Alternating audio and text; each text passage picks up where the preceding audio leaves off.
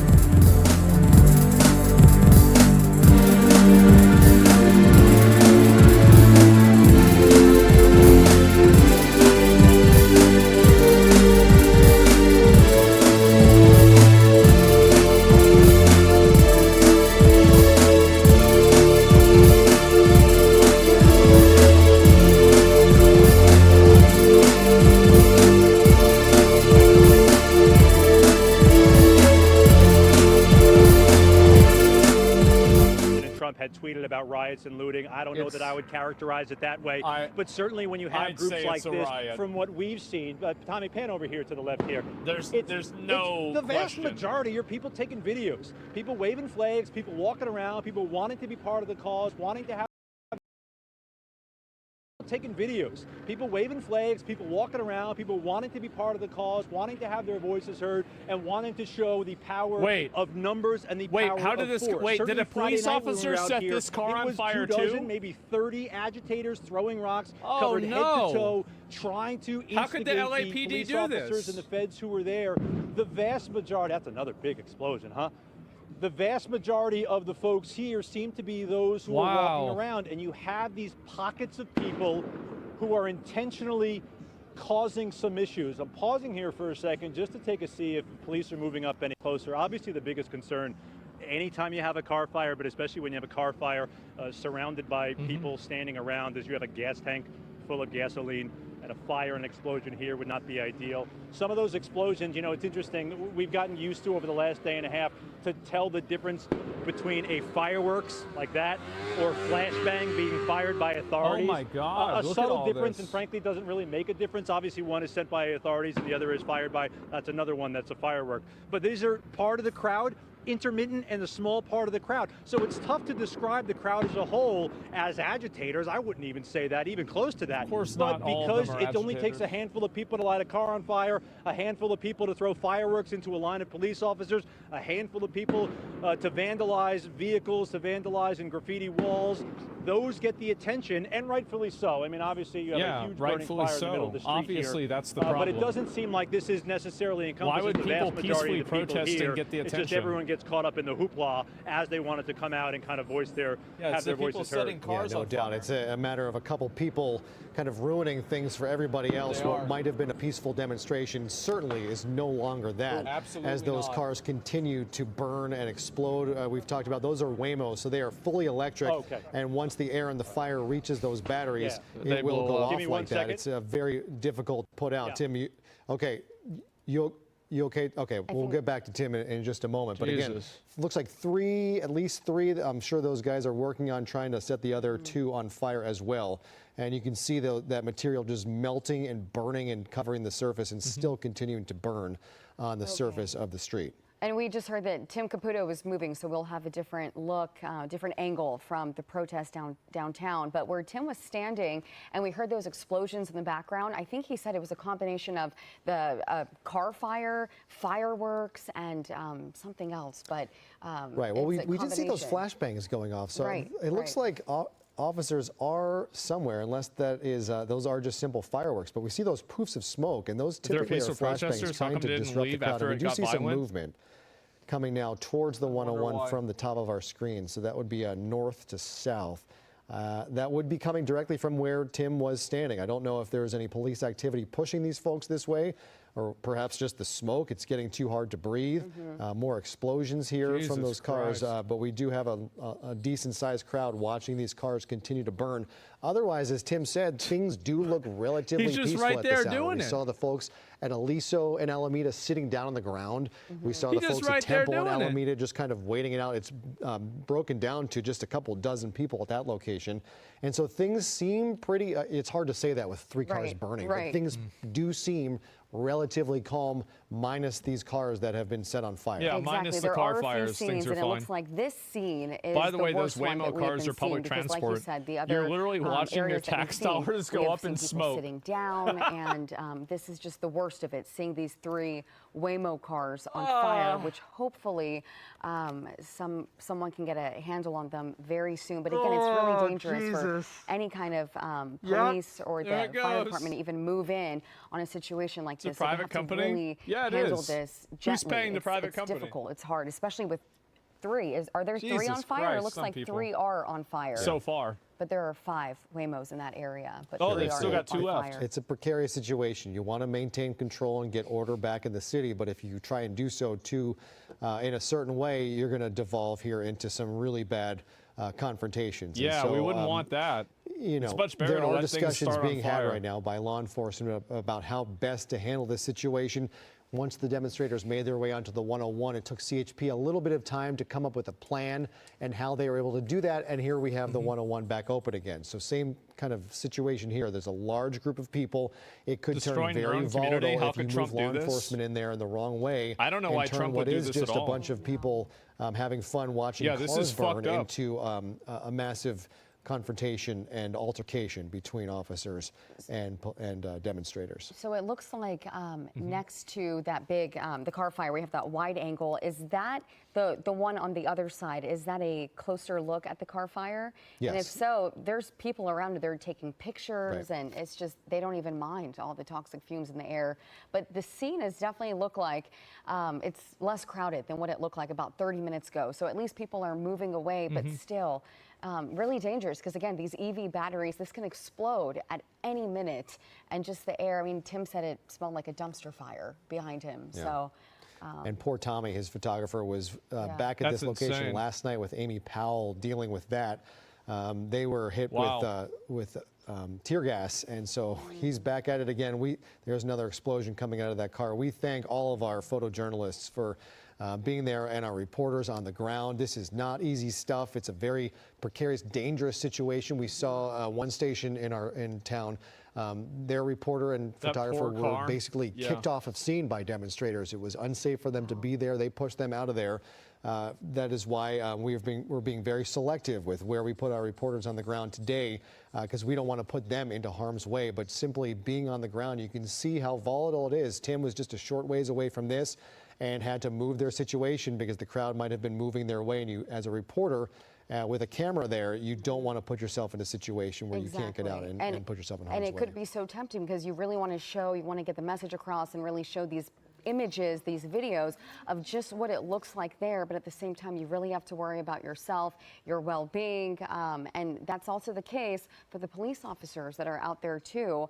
I'm sure they're caught in that that kind of struggle as well. Why would they be in harm's way if it was a peaceful protest? A new location. Let's see where he is and what is going on. Obviously. As we search really for the bulk of this crowd. That's the 101 South that is still shut down.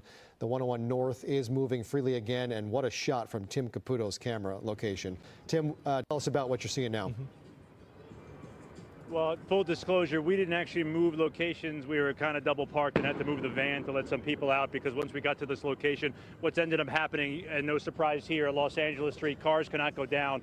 So they're pulling this kind of U-turn to go back down to Alameda Street here towards Union Station. So we are in the same spot, a pretty safe distance away. I can tell you, there are rowdy elements of this crowd. That's why I'm kind of keeping my head on a swivel as well, because some of the anger pointed at the media, some of the anger obviously pointed at law enforcement, at the mayor's office, whomever they perceive as potentially a person of authority at this point. So we're just kind of watching our backs as well as we watch what's going on ourselves. But as you guys have mentioned too, is this car trying to make a U-turn here, this Range Rover red one in the middle of the street. That's a really good question. These cars are still burning, and the vast majority of people standing on the sidewalk here and standing even in the street here, mostly just getting video. It does seem like some of the attention has moved away from the burning vehicles as this crowd is now moving back towards the federal building across the 101, back over to Los Angeles, Aliso, and even Alameda Street, essentially where the protests we've seen the last 48, 72 hours have been focused. Obviously, this is where it began, but it eventually kind of bleeds out and filters out into the adjoining and adjacent streets around here. And that's what happened in this area when these cars were set on fire. It does seem, at least where we're standing right now, while it does seem from our angle there are a handful of people standing on the street, the crowd is actually moving farther away across the 101, potentially back towards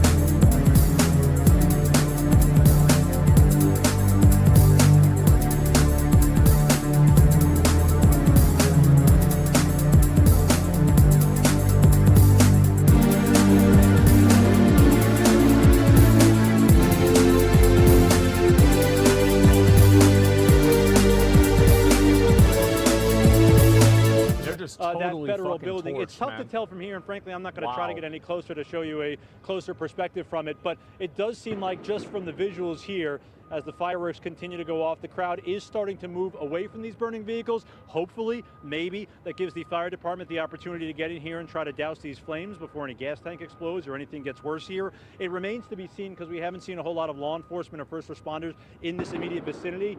And understandably so, obviously, with folks so angry and things on fire and fireworks going off, it is not exactly the safest place to be at the moment. Why are people lighting off fireworks? You said you are keeping your head on a swivel. What is this, the 4th of fucking July? We saw someone pull up right behind you. He was on a bike. But what is the general feeling of the crowd there? Are they confrontational? Are they saying anything to you? No point putting the fires out. They're angry. Those batteries can They're burn not necessarily underwater. angry at me. They're not necessarily angry at the media. They're angry. They're angry at what's been going on the last couple of days. They're angry at this immigration policy that they protested back in February. Remember back on February 2nd when protesters at the time got onto the 101. That was the kind of initial set-off point for a lot of these folks. And now that what we've seen over the last 24 hours, I feel like to a degree it's emboldened them.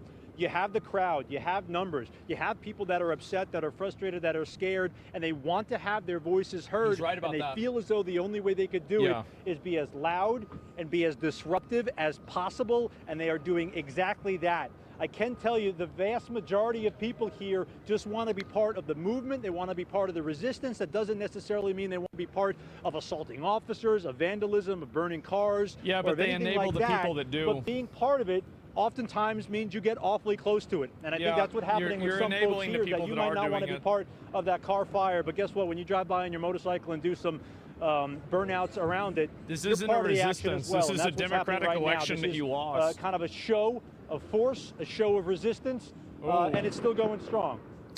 Yeah, and as the mayor alluded to, and as we know, there are legitimate demonstrators out there. There are also people who, after a sporting event, just want to watch something burn. And so there is a distinction between what is happening right now, whether these cars burning are truly, along with it's not a peaceful demonstration, but whether they're actually out there to make their voices heard, or whether they're just out there to take pictures of themselves in front of a burning car once the crowd is out of the streets. And Jory, it's an interesting point too, because you mentioned the mayor talking about how she wants it to be peaceful and she doesn't want things to go sideways or anyone to get hurt. I think it's an interesting point because a lot of folks out here have told me this is sad. This is not sad because of what the people doesn't want things to go sideways.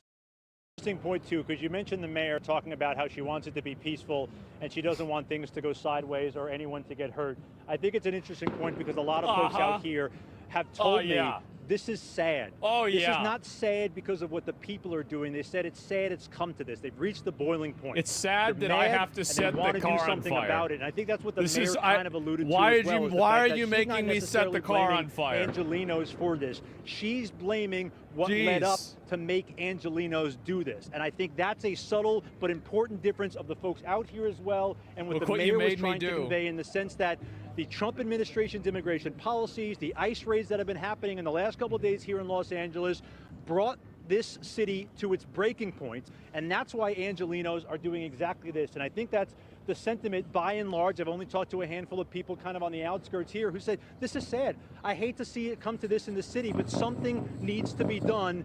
And this is how they're lashing out. Poor victims. Right, we've seen this is how they're lashing out. Those ICE raids Something has to be done. I know what to do. Alluded to the Let's fact burn that, down a car.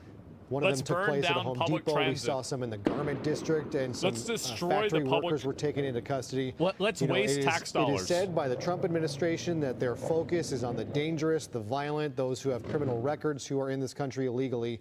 But a lot of people in this crowd feel like that is not the focus of what is actually happening. And while some dangerous and violent people are being taken off the streets, there are also upstanding members of society that are being swept up in this as well, and that was not supposed to be what this what has happened. In fact, I heard an affiliate in our nation's capital this weekend who was a Trump voter, who is a U.S. citizen, who was swept up by ICE simply because he looked like he might be here illegally. And once they saw his ID, that it was a real ID and he was a citizen, they let him go quickly.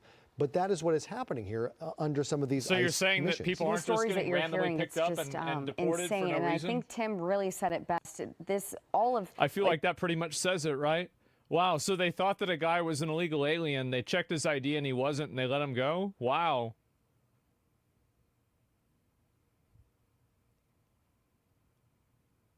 City, it's Man. city. I forgot what That's that crazy. was, but we saw it's just Jesus. graffitied all over the city. We were seeing graffiti and not nice things either. So Not a lot nice of cleanup things. in downtown LA.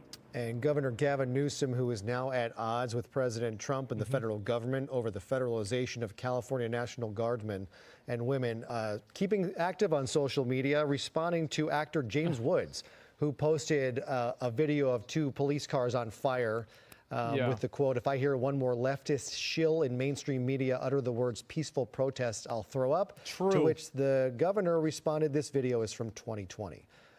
And so there he is, active, going back and trying to prove his point that the president So was you wrong fucked to up bring in the then, National and you're Guard fucking up now. against his wishes. Great Which argument. is something that typically we do not see happen. The normal order of things is Really? that So this the isn't his governor first of a time state fucking up. would request the federalization, some help from the Where is federal it? government, and bring in the National Guard. That did not don't see happen it. here. President Trump took it upon himself to federalize 2,000 members of the National Guard last night, put them into use today. The governor has made a move now always to a track retake record. control of those National Guards members.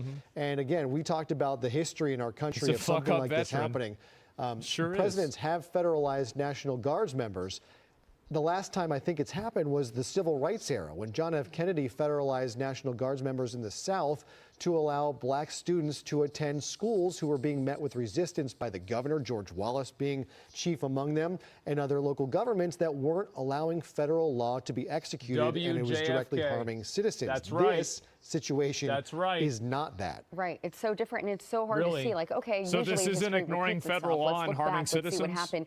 We can't really do Oh, that with this because okay. this is, again, it's not going in the right order. 2,000 National Guard troops are Okay, deployed I guess here, I was and, confused. Yeah, President Donald Trump went over Governor Newsom's authority, and he brought them here. So it's just really difficult to see how this is going to turn out. Yeah, we can't predict it. And we've heard from ICE about their the execution of some of their activity the last couple of days, and some of the violent and dangerous criminals and people that they have taken into custody who now face deportment. Our Tim Caputo, who you've been talking with Johnson, there on not the ground JFK. there, spoke with W. U.S. Attorney Johnson. Bill Asaley this Either way. weekend about some of those movements. Let's hear more. Tim, what did the U.S. Attorney tell you? We didn't fight the Civil War for He fucking was resolute nothing. that these ICE Like- operations will continue regardless of this, regardless of what Yeah, happened they yesterday, have to. regardless of what happened on Friday as well. It was an interesting take because we've heard a lot of people talking about how they want us to stop. The U.S. Attorney said absolutely not. This is their job and their duty. They say they were going after criminals. They say they were going after people who have immigration judges in their I see a final few criminals warning right to there. leave the country. He also said, full disclosure, if we run across somebody who is here illegally, we're going to arrest them too. Now, how much of that is going after people with those warrants and how much is the other, we don't exactly know. But he said, Why would it regardless matter? of what is going on, those operations that happened They're in all Paramount illegal. yesterday, he said they carried them out. Despite Yeah. that entire protest happening for the better part of 12, 15 hours. And he said they will continue to happen here in Los Angeles. He was undeterred by everything that's going on. In addition to the National Guard, he says they've mobilized Border Patrol to protect the federal buildings here downtown. An obvious mobilization of federal officers and federal agents to protect the work that they are doing and protect the people who are doing that work. I had asked him what he thought about this resistance, about people being frustrated, about people being sad. That's all that's going on. And he essentially said, it is what it is. We're enforcing the law. And he said even more emphatically US that if you try to Marines resist on those high officers, alert. if you try to impede those officers, Ready to deploy if you to try Los to Angeles. assault or actually assault those federal agents, you will get listening to arrested Marines? and you will be prosecuted. And we saw that yesterday. We saw it to a smaller I think they degree should on do it. Friday, and I could imagine that's what we're going to see here as well as these protests have continued all Why day is this today. guy in It was the an car? interesting perspective from the U.S. Attorney as well, because obviously he sees Get it out from of the the other car, side, idiot. is that they are federal agents carrying out these immigration out, fatty. this immigration work, and the protection of those officers and those agents who are not only carrying out the work like yesterday in Paramount, who were mobilizing. Wait, did Donald Trump set that car on fire too? Where they were all meeting to start doing that work, and he why said does he keep setting these cars on fire? And they won't stand for that. So it's an interesting point of view that we maybe not necessarily have heard as much over the course of the weekend, because of the presence of so many people who are frustrated and fed up with these ICE raids. He said, I wouldn't even call them raids. They are arresting people who have warrants out for their arrest. He didn't even like the description of calling it an ICE raid. I think the vast majority of this crowd would disagree with that. Right, and that's why we keep hearing from people like Governor Newsom and the mayor, for people begging them to be... real quick, we got another one right here. Given you don't plan to invoke the Insurrection Act, do you plan to send troops to Los Angeles? What? Even if you're not planning to invoke the Insurrection Act, do you still plan to send troops? Well, we're going to have troops everywhere. We're not going to let this happen to our country. We're not going to let our country be torn apart like it was under Biden and his photo pen. What's the bar for sending Marines? The bar is what I think it is. I mean, if we see danger to our country and to our citizens, we'll be very, very strong in terms of law and order. It's about law and order. Something on the table, sir. Secretary Hegseth. We're going to see what we need. We'll send whatever we need to make sure there's law and order. Thank God. Do you see those protests spreading to other cities, Chicago, New York, for example, in the next few days? Yes, we're going to be watching it very closely. And when they spit at people, you know, they spit. That's their new thing. They spit, and worse, you know what they throw at them, right? And when that happens, I have a little statement. They say, they spit, we hit. And I told them, nobody's going to spit on our police officers. Nobody's going to spit on our military, which they do as a common thing. They get up to them this far away, and then they start spitting in their face. That happens, they get hit very hard. What are the rules of engagement for federal troops? We'll see what happens.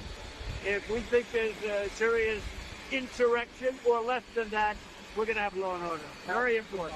How would you define an insurrection? You have to really just have to look at the site. You have to see what's happening. Last night in Los Angeles, we watched it very closely. There was a lot of violence there. There was a lot of violence, and it could have gotten much worse. And you have an incompetent governor. Just take a look at the train stations that he's building. Like 20 times over budget. Nobody's ever seen anything like it. So I did call him the other night. I said, look, you got to take care of this. Otherwise, I'm sending in the troops. That's what we did. Thank you very much. You have a question for Marco? Question for Marco? California officials could face federal charges if they stand in the way of the deportation. Something that Holman Nance has said. If they stand in the way of law and order, yeah, they will face charges. Thank you very much. Thank fucking God.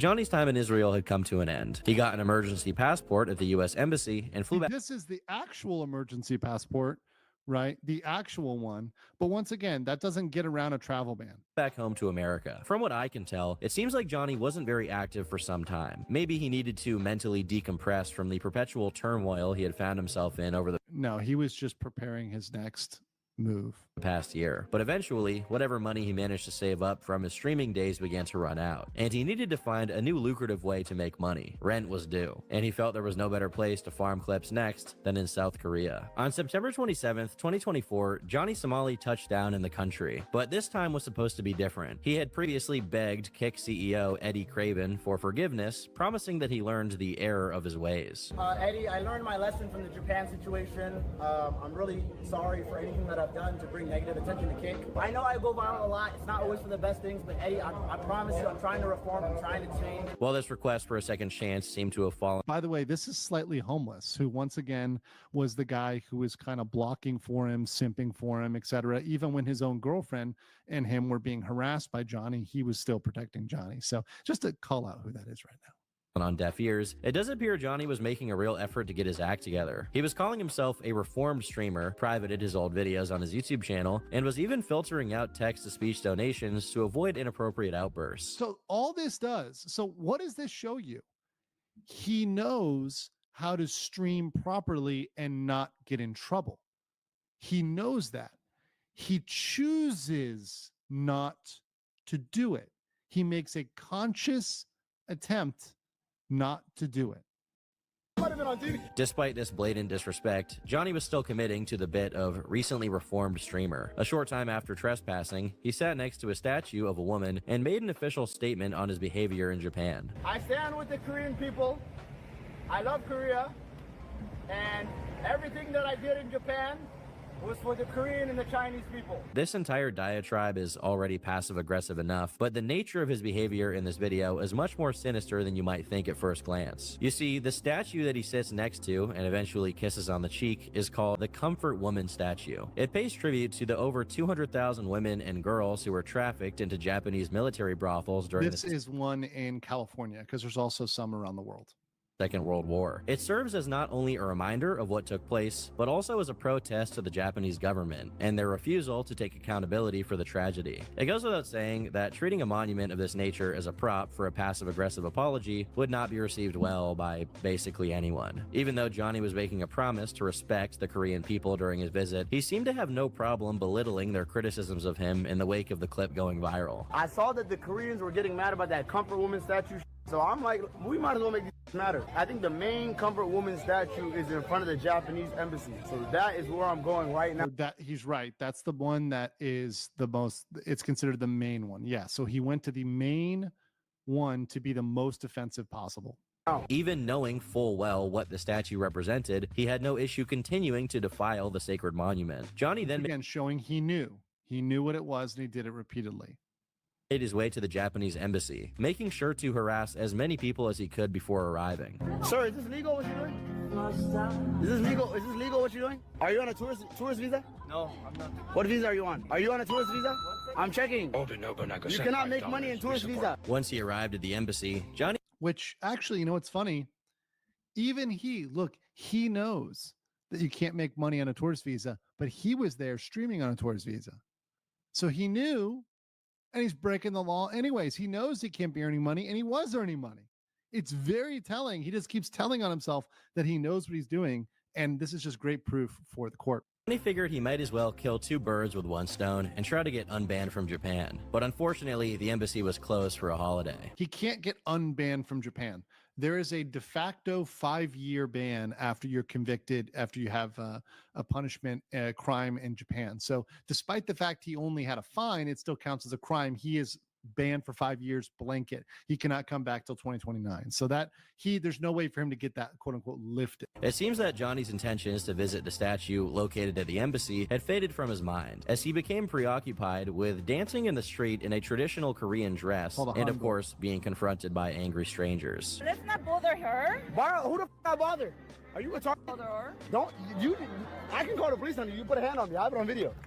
Don't touch me. What's your name? My last warning. My last warning.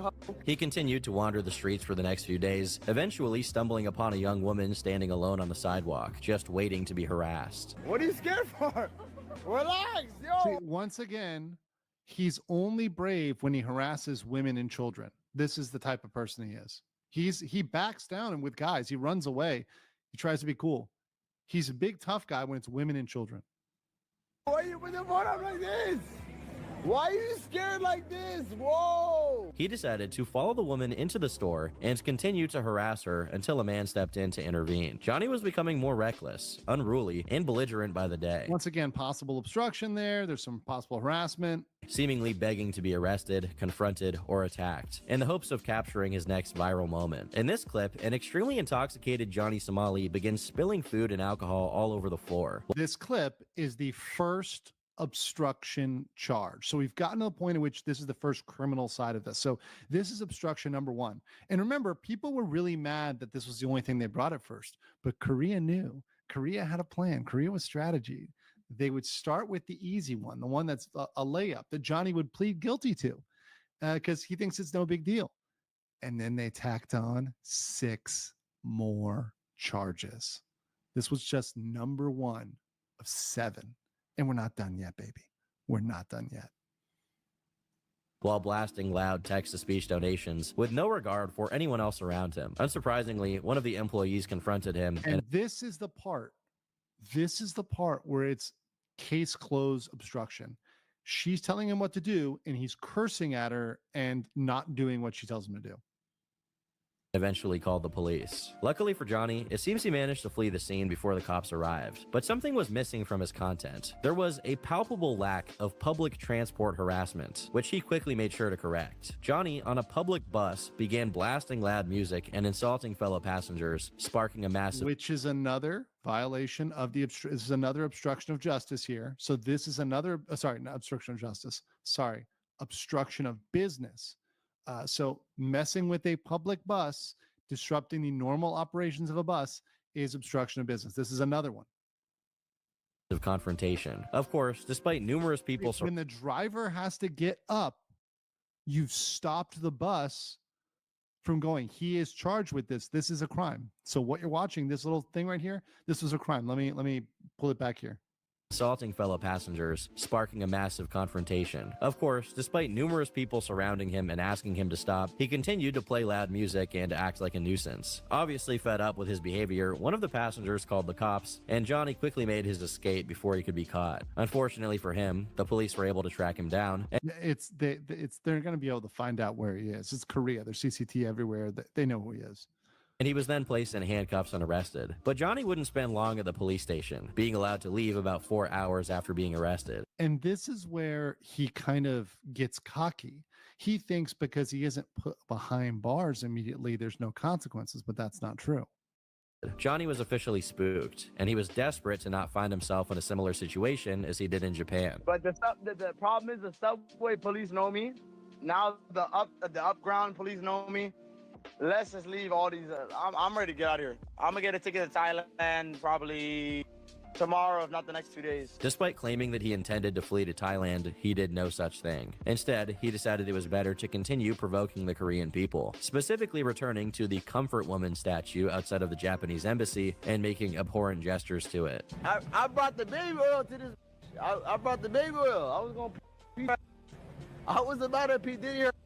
But they said it's locked up, bro. They got this locked up in security, bro. Now incapable of accessing the statue or the Japanese embassy, Johnny decided to find a different Comfort Woman statue and make a complete fool of himself. He begins groping and kissing it, removing his clothes, and begins rubbing himself with baby oil, all while blasting loud music and grinding on it. He is unsurprisingly confronted about this, with one woman very gently explaining to him the statue's significance, which he pretends to be ignorant of. As bad as this situation Time was, it was about to get a whole lot worse, as Johnny's partner in crime, Gino, was making his way to Korea. Gino made sure to make his mark on Korea felt almost immediately, with him provoking a woman into physically assaulting him, and his presence only encouraged Johnny to continue to act out. Hiroshima and Nagasaki was a good thing. Johnny's carelessness was at an all-time high, as he decided to once again blast on Korea felt almost immediately, with him provoking a woman into physically assaulting him, and his presence only encouraged Johnny to continue to act out. Hiroshima and Nagasaki was a good thing. Johnny's carelessness was at an all-time high, as he decided to once again blast loud text-to-speech donations through a speaker on a public bus, despite being arrested only days earlier for the exact same thing. And much like the last time, he was again showing a pattern of behavior and showing if he is not punished harshly, he will continue what he's doing, and it encourages others to do what they're doing because he's doing the same things again even after he's arrested. So this shows them they've really got to punish this guy severely, or else other people are going to follow these sort of sprees. Confronted by the cops. I'm chill, calm down. Johnny was able to avoid legal repercussions, but they wouldn't last for long. For the rest of October, Johnny found himself doing what made him famous, getting yelled at by strangers, confronted by police, and occasionally punched. It seems like every stream involved the police questioning Johnny after causing a scene or being a nuisance. This had become such a frequent occurrence that he was now on the cops' radar, and they were directly investigating a plethora of crimes he committed. We saw your video. I don't do no crime. No crime. You never been visited Itaewon, right? No crime. I don't do no crime. Then you touch the... I don't do no crime. As if it couldn't get any worse for him, after the police left, a random passerby sucker punched him when he wasn't looking. Go to Johnny's room, we're gonna have a good time. Whoa! There's one of the punches. Johnny, despite having a clear disregard for the law, There's one of the punches. Johnny, despite having a clear disregard for the law himself, was deeply offended by this attack and decided to go file a police report. But the attacks wouldn't stop there. In fact, they would only escalate. A few days later, he would get jumped and chased down the street.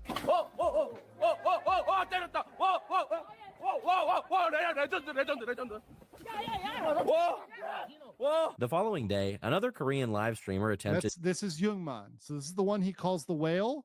This is the one who he created the deep fake of. So this is Jungman.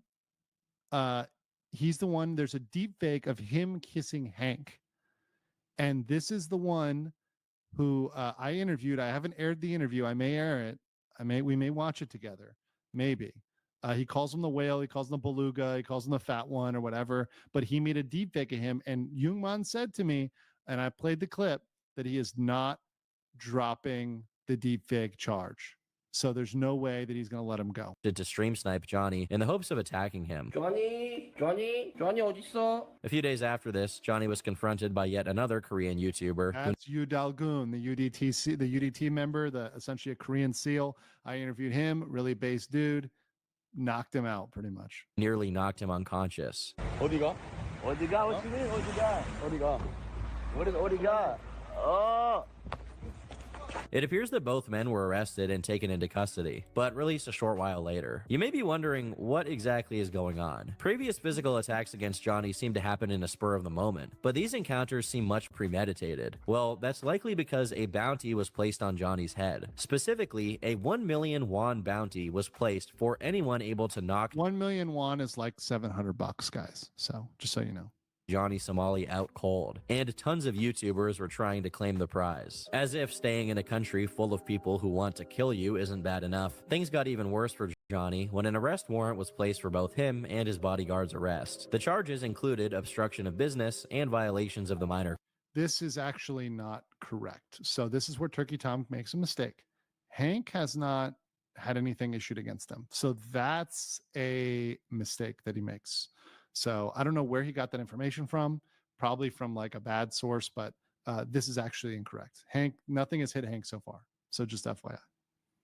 Crimes Act. However, Johnny had also committed a crime that doesn't even exist in America. For whatever reason, Johnny decided to create AI-generated videos of him making out with a female Korean streamer. So this is the Bong Bong deepfake. This one is really, really bad. And this is really going to hurt him, is this deepfake with Bong Bong, because they are not joking about this, and because he said, "This is my girlfriend," and represented being in a relationship with her after showing a sexual act multiple times.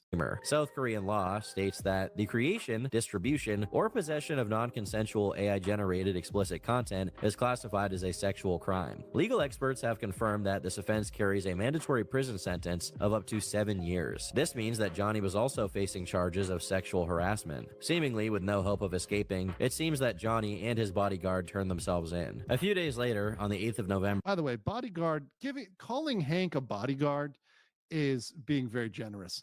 Hank couldn't bodyguard a fly. Hank's bodyguard is calling the police. Hank would lose to an old grandmother. Hank is not in good shape. He's a coward. He runs away from any man. He's really not afraid. He really only tries to intimidate women and children, just like Johnny. Hank is an absolute coward.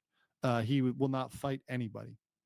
Johnny made a public statement on Korean television. So to all the people of South Korea, I just want to apologize for what I've done, and I really did not mean to hurt your guys' pride this much. You guys are good people. You guys are great people. Remember, look at in that apology. Look at this. Look at this. Let me play it one more time. I really did not mean to hurt your guys' pride this much. He's not apologizing. He's saying, "I hurt your pride." He's saying you're too proudful. You have too much pride, right? Like you guys are sensitive. That's what he's trying to say. It's not an apology. It was a non-apology. Tormir says, if there was a content for losers, RKI would come in second because he's a loser. The secondhand embarrassment is unbearable. Hope he doesn't reproduce. That's the vasectomy's for.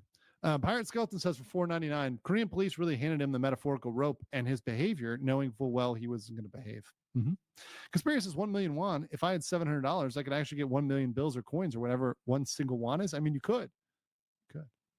You guys are good people. You guys are great people. Despite trying to appear deeply apologetic, he hardly meant a word he said in this press conference. Johnny was eventually indicted, specifically for the clip of him at the convenience store, where he carelessly spilled food and drink while severely intoxicated. This meant that he was banned from leaving the country while he awaited a verdict. And the ban was actually for multiple criteria. It wasn't just for the ramen. It was for multiple things he was under investigation for. Bright side, at least for him, he was permitted to leave police custody while the process continued. While he tried to convince the South Korean people that he was done with his days of trolling and harassment, he quickly changed his mind the second he got a fresh taste of freedom. These motherfuckers are saying I'm getting 29 years.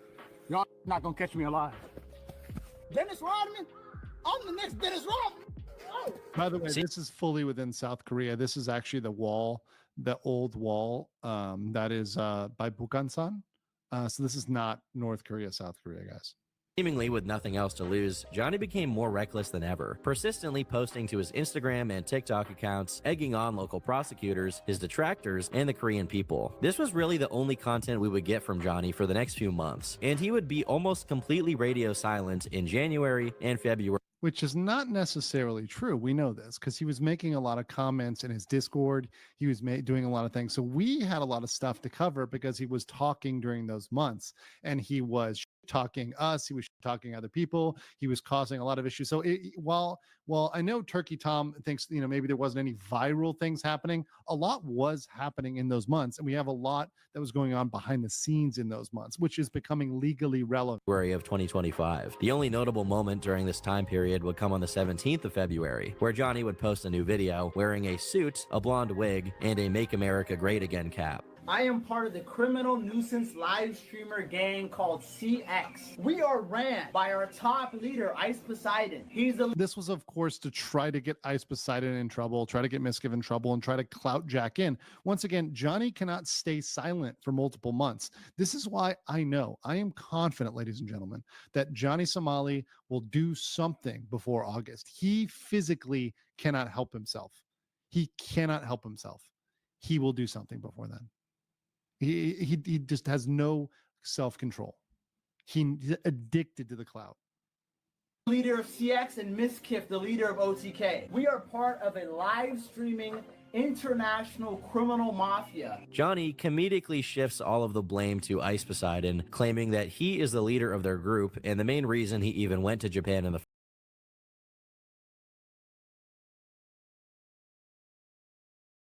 first place. He also ends the video with him ripping up a printed out picture of the rising sun. However, Johnny would officially make his return to streaming on the 7th of March with the intention of streaming his trial. And I will be live streaming the trial. He did not do that. The only person who had live updates was yours truly, and that wasn't from the courtroom, it was after the courtroom. So he did not do that at all.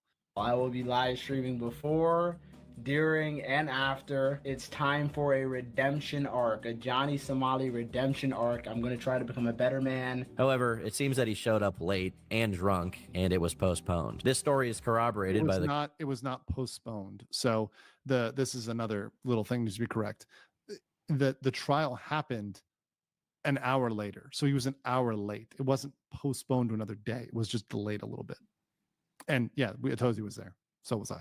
The commentary YouTuber Atozi, who was actually in person for his trial. And of course he walked in with a MAGA hat on. Immediately he got in trouble for wearing the hat. He took off the hat and then he put it back on again and got in trouble for it again. On top of that, he was also carrying a massive water bottle. That's not allowed in court either. He got in trouble for that. And the reason he had that water bottle was presumably because he decided to go live last night at 3 in the morning and he drank a bunch on a stream, so he was too drunk to make it to court on time. So that water bottle was most likely to sober himself up because he showed up to court more than an hour late. Then, he had a massive smile on his face until the judge started reading all of his charges. So the people who witnessed this, they're believing that he's looking at about 3 to 5 years in prison at least for all of this. That was my opinion at the time, and I still will stand by that. At least 3 to 5. Mentally destroyed as Johnny had to have been in the beginning of this story, his mental state was plummeting to unthinkable. Destroyed as That was my opinion at the time, and I still will stand by that. At least 3 to 5. Mentally destroyed as Johnny had to have been in the beginning of this story, his mental state was plummeting to unthinkable lows. A few weeks after his trial was postponed, he was seen streaming, almost completely naked and drunk, screaming in the street. We covered this one, and he was definitely there were definitely reports on him for this behavior as well. He was harassing several people. He went into a church and he was disrupting a church. He was really despicable during the stream. He then began walking through the city, still drunk and in his underwear, until looking like an ugly worm from MIB, and that's insulting to the worm from MIB. he was stopped by a cop, arrested, and taken to the station. But he didn't seem to care in the slightest, with him sharing this epic selfie of him flexing to his Discord server. Ultimately, since he was in the middle of a pending trial, the police just let him leave. Johnny now... It's not, and that's another inaccuracy from Turkey Tom. It's not because he's in a pending trial. It's because the default setting is to let people go. They do not take people in unless it's a violent crime or something that's a very severe crime like drugs or something, like drug trafficking, right? You're not going to get thrown into jail unless it's a violent crime. So that's just their strategy. Johnny has done so much more than just harass a few innocent people. He's done much more than strike fear and anxiety into the hearts of Japanese and South Korean citizens that he encounters. He has created a stigma that affects his fellow streamers and an effective business model to farm content. But Ice Poseidon didn't buy his shtick, and Johnny was once again left with nothing but a live stream chat full of people that wanted to watch him burn. Looking for whatever good favor he could, Johnny decided to visit another comfort woman statue, where he once again offered his apologies. I'm sure it's not surprising that the apology was just as half-hearted as all the others. If he really felt sorry, he wouldn't allow the issue to linger as much as he does. In reality, he knows that any interaction with a comfort woman statue will bring him some form of engagement on his channel. When his apology tour didn't really work out, he decided he may as well go back to doing what he does best, that being having public meltdowns and harassing as many people as possible. It really didn't matter to him at this point. His life was basically over, so what's the harm in committing the same crime a few more times?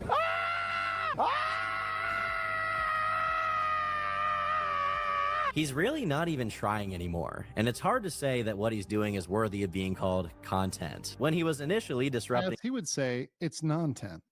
Strangers on the subway or blasting TTS donations, at least there was something to keep your attention. But now, it seems he has no desire to be even remotely interesting and just wants to streamline the process of confrontation as quickly as possible. You may be wondering why the police don't just keep him in a cell until his trial is complete, and to be honest, I can't tell you why. The leading theory is that their potential... There's no theory. There's no theory. This is a fact. I've explained this more. Just keep him in a cell until his trial is complete, and to be honest, I can't tell you why. He just wants to streamline the process of confrontation as quickly as possible. You may be wondering why the police don't just keep him in a cell until his trial is complete, and to be honest, I can't tell you why. The leading theory is that their potential... There's no theory. There's no theory. This is a fact. I've explained this multiple times. And Turkey Tom, once again, I think he relied on a lot of clips from other people. I didn't watch my content closely, but this is what Korea does. They do not jail people before trial unless they are violent or it's an extreme crime. These are not. So it doesn't fit the category of crimes you would put him away for. Now they could, and the judge could change their mind. And if he does more, they might do that. It's always possible that could happen. We will see. But at this point, he's not there yet. And by the way, the strategies worked and allowed him to hang himself. Essentially just allowing him to continue to rack up charges to contribute to their mountain of evidence, which would ensure his conviction. If Johnny just laid low after his arrest and stayed out of trouble, he would probably have a much better chance of getting off scot-free. But Johnny seems to not care about this at all, even going as far as to directly provoke the police by knowingly engaging in illegal activity. Recently, while on a live stream, Johnny showed a brand new deepfake video he created, which just goes into the deepfake stack. Once again, another bong bong deepfake, which goes in the file and showing he's continuing to make deepfakes. This really screws him. This newer bong bong really screws him over. Don't ever show that. This seemed to be Johnny's gravest mistake yet. His belligerent threats and provocative statements paled in comparison to directly fanning the flames of an ongoing trial, and it netted him a secondary sex offense charge. That means his 2 obstruction of business charges, which come actually 3. It's 3. A 5-year sentence each, as well as 2 sex offense charges, totaling a combined 21 years in prison, meaning that Johnny is currently facing...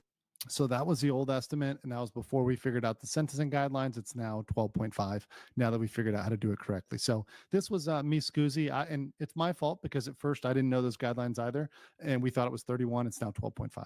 So just understand that's the updated number. Sorry, guys. Sorry, guys.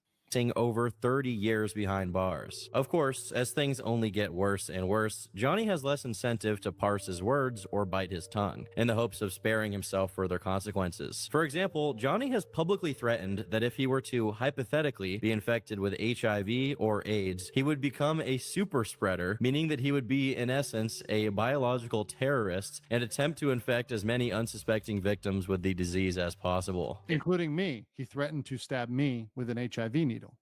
If I ever caught HIV, I would become a super spreader. I'll say it right now. I don't care. Things like this not only add more potential charges to his eventual sentencing, but they only embolden the courts to believe that he's incapable of change and undeserving of forgiveness. It also doesn't help that he actively chose to threaten the judge presiding over the case and their family while on his live stream.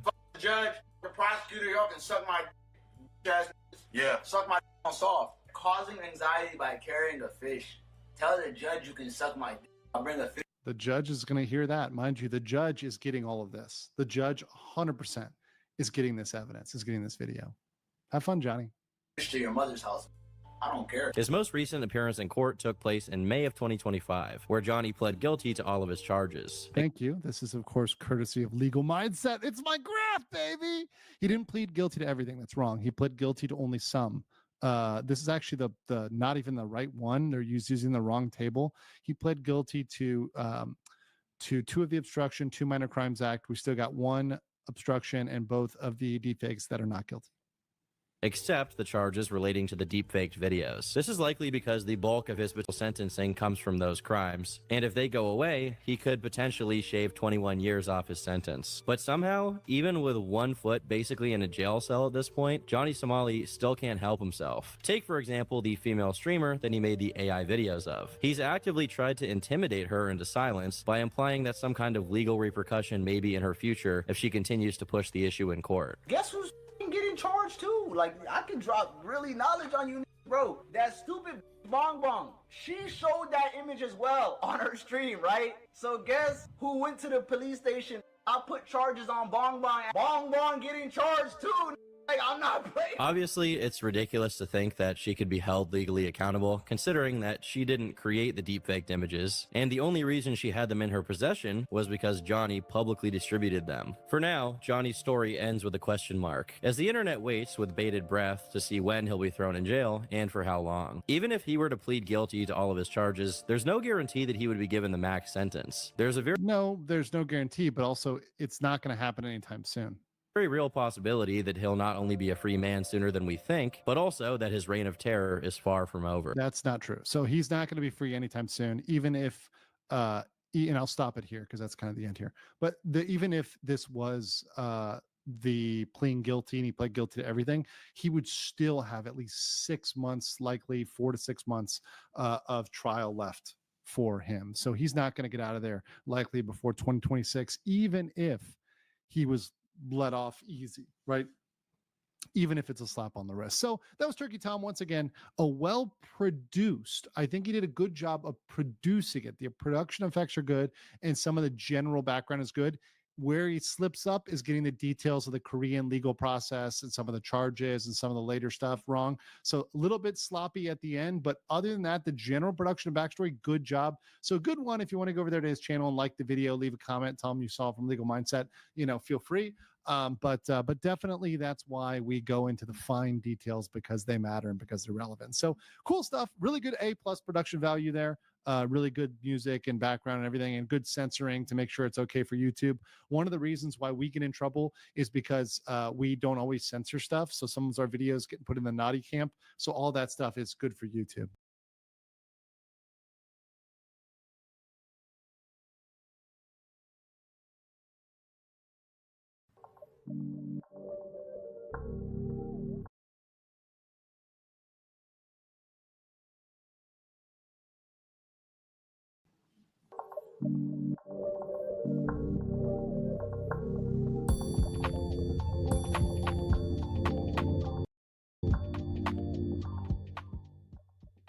After a meltdown in a 7-Eleven in Thailand, we may have the next candidate to be the next up-and-coming Somali copycat, Somali clone in Baby Hayes 69, who is absolutely setting himself up on the same path of Johnny Somali and potentially putting himself in some hot water with a lot of things he did today. And this is breaking news. This is something that happened just today. It's a stream that's actually live still as of the time I record this video.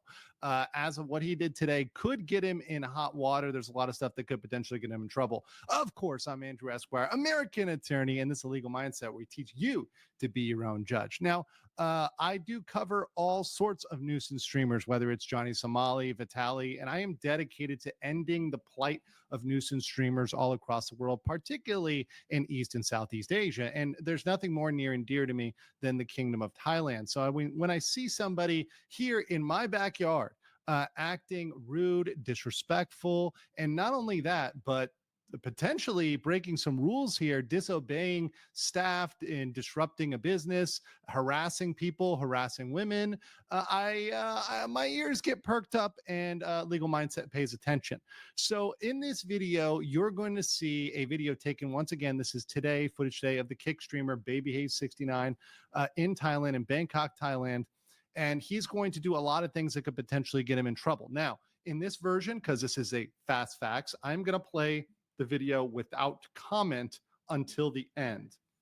I'm going to let you see it all at regular speed so you guys see that. And just so you know who this guy is, once again, there's his beautiful, beautiful mug. You see this guy, Baby Hayes 69. All right. So without further ado, this video is still up. He has not taken this down yet. So I can imagine he may try to take it down. Of course, as always, we capture everything live in HD, so the streamers cannot get away with anything. We're always a step ahead. So this is video from today, and I'm going to play this full screen for you guys to watch from beginning to end, and I'll add my commentary at the end. Here we go. And then this one, we're gonna get like 4, bro. And then we're gonna get like 4, bro. Let's go. Let's fucking get it, man. Let's get the soju in our system, and potentially you get high, man. Potentially, hey, baby, can I talk to you for a minute? Hold on, give me a minute of your time. Weird. You know what I mean? You what? Yeah. So what's your name? Maya. Maya? Nice to meet you. This is Kyle. This is my friend Kyle. Yeah, and then he's my trainer. Excuse me, sir. Yes, sir. No video. Sorry. Yes, sir. No video. Okay, we'll buy one really quickly and we'll get it. No video. No photo. Okay, but you're cock blocking right now.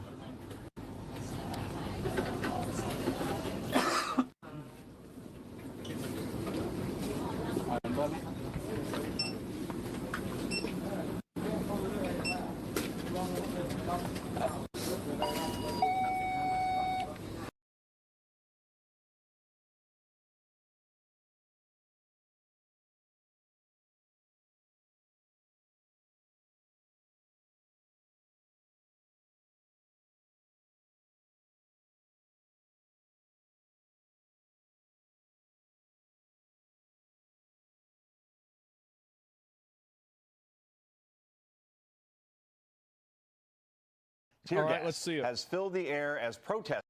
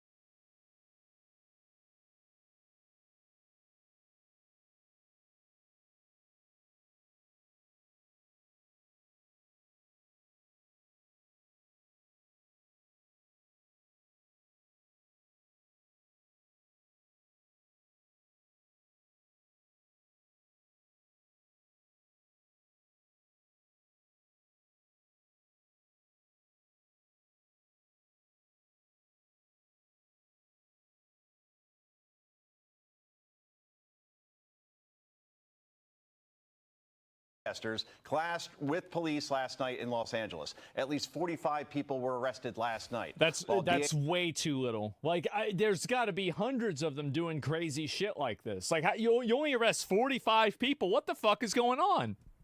DHS says that more than 118 illegals were apprehended this week. The protester tried to storm into an ICE facility last night after being fired upon by radical speakers at a rally. Listen. Free them all! Free them all! Free them all! Because an attack on one of us is an attack on all of us!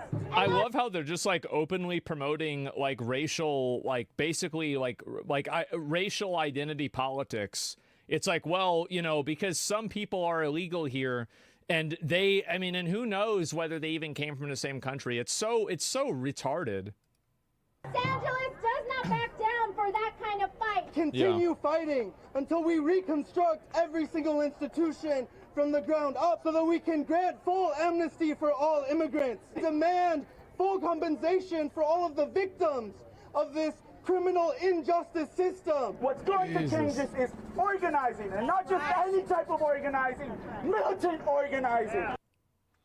I mean, if you're going to make an accusation and like call for people to like militantly organize and then they do, I feel like at a certain point you've got to be accountable for that, right? Like this is like inciting a riot or some sort of like, I mean, there's got to be some level of accountability here, doesn't there? I mean, come on. Yeah, chill out with the violence. Yeah, everybody's okay with you protesting. I mean, not everybody, but I mean, most normal people are okay with you protesting. But like, if you're going and talking about like a violent protest, like this is crazy. Mayor Karen Bass is still standing with the protesters, yeah, saying she's fighting for all Angelenos, which is insane. You're standing with the protesters. What about the people that are getting their stores destroyed? And this is the problem that I see with this. I'm going to be skipping around because I've seen some videos here. Like, this is absolutely not, I mean, these are not protesters. These are rioters. They're burning a car in the middle of an intersection. Like, I mean, this is crazy. And if you look at this here, there's even more of them too. Let me see if I can find it. And where does it go? And, oh, here's another one. They know how quickly we mobilize. That's why they're changing tactics. Because community defense works, and our resistance has slowed them down before. And if they're escalating their tactics, then so are we. When they show up, we gotta show up even stronger. You've got to, I mean, at a certain point, until these people get pulled out and get in trouble with this, it's just going to keep happening. It is. It's going to keep happening until people get held accountable. These are the people that they're standing behind. Look at this. Look at all this stuff. I mean, this is just people popping all kinds of shit off. Like, look at this. Look at all this stuff. I mean, this is just people behind. Look at this. Look at all this stuff. I mean, this is just people popping all kinds of shit off. Like, look at this. Burning shit down. Oh, here's another one right here. Yeah, this is LA. Here we go.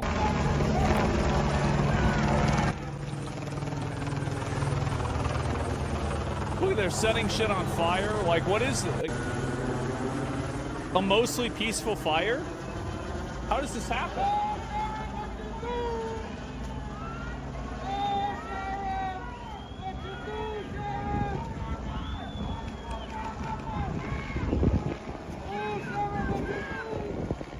Yeah, I'm sure this is good for everybody, right? Definitely great. Yeah, and so you have mostly peaceful fires being started. Apparently the wildfires weren't enough for them, and they started doing even more of these. Obviously, of course, burning American flags. This goes without saying. Yep. That's great. Yeah, for sure. And again, I don't care if somebody wants to burn the American flag. Do whatever the hell you want. But you can't do it in the middle of the fucking street. What is this? Deport them? No, the problem is that you need to get arrested for starting a fucking fire in the middle of the goddamn street. It's insane. And so anyway, you've got this stuff going on. And, oh, this is another one. This is so fucking funny. Here we go. The ICE wanted them to get arrested. Well, actually, let me go back. We'll watch the rest of this. I just wanted you to see that whenever she's talking about defending these protesters, these are people that are breaking into businesses. They are destroying property. They are lighting random cars on fire. They are stealing things. They're vandalizing the entire place. They're throwing bricks at police officers, throwing bricks at random cars. This is in no way, shape, or form is this peaceful at all.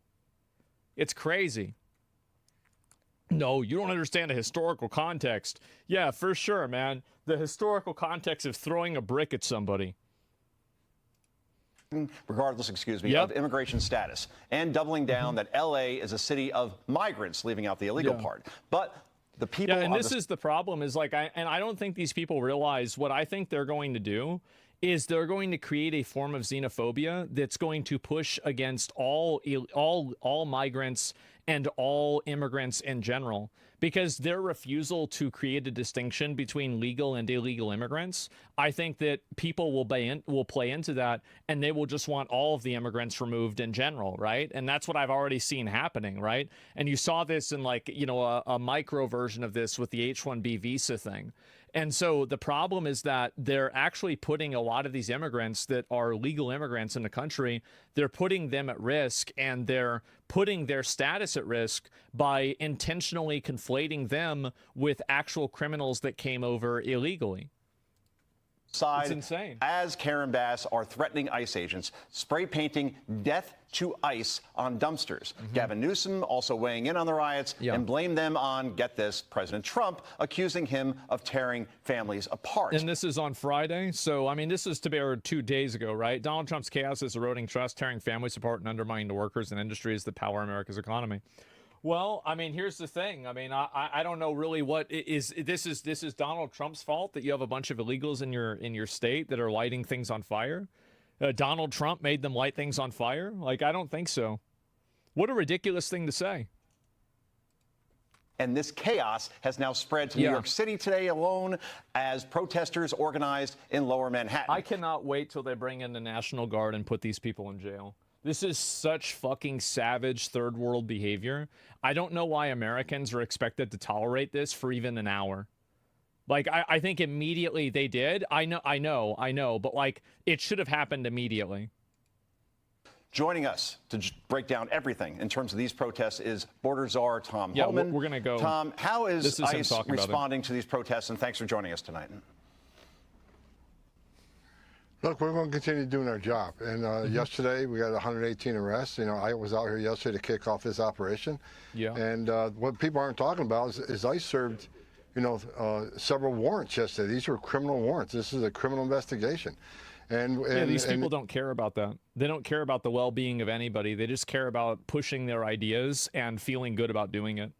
Today, we're continuing operations. They're not going to shut us down. We're out there right now doing operations. We're going to keep doing operations. We brought in more resources to push back the protesters, but I'll say it again, a serious warning. You can protest all you want. You got your First Amendment rights. Sure. But if you cross that line of impediment, or you're putting hands on officers, or destroy property, you will be prosecuted. There's zero tolerance. Like, that's the obvious, like, I mean, I don't know how anybody could disagree with this. I mean, like, if you're touching officers, if you're destroying property, like, yeah, you can protest, that's fine. But, like, what is this? On crossing that lines, and that's what we're standing by. We're bringing more resources as we speak. We'll have more resources tonight. We're going to continue doing the job that American people voted Donald Trump in office to do, and we're not going to apologize for doing it. Tom, it's Elisa. The reason why American protests evolve like this and other countries don't, the reason why is because they're allowed to. Other countries are, in general, like, a lot more authoritarian with things. And so because of that, and I'm not saying, like, just, I think this is a general reality in, like, most countries, but I think that's one reason. But I think also, not France. Yeah, I mean, France is not like that either. So yeah, maybe that's actually not true anymore. But I do think that, again, like, I made a tweet and I said, if you want to tell whether a protest is in America or not, if you've got a bunch of random retards flying around flags from a bunch of different countries and different identity groups, it's in America. If you have people all flying the same flag, it's in that country. Acuna, again, thank you so much for being here. During the protest yesterday, a Los Angeles City Council member called for mobilization against ICE. Listen. Yeah, that's the thing. They know how quickly we mobilize. That's why they're changing tactics. Because community defense works and our resistance has slowed them down before. And if they're escalating their tactics, then so are we.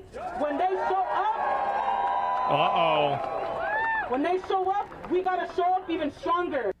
So, Tom, will the Trump administration take action against these public officials who are threatening ICE agents with resistance? Absolutely. And I think Pam Bondi and the Department of Justice are looking at that.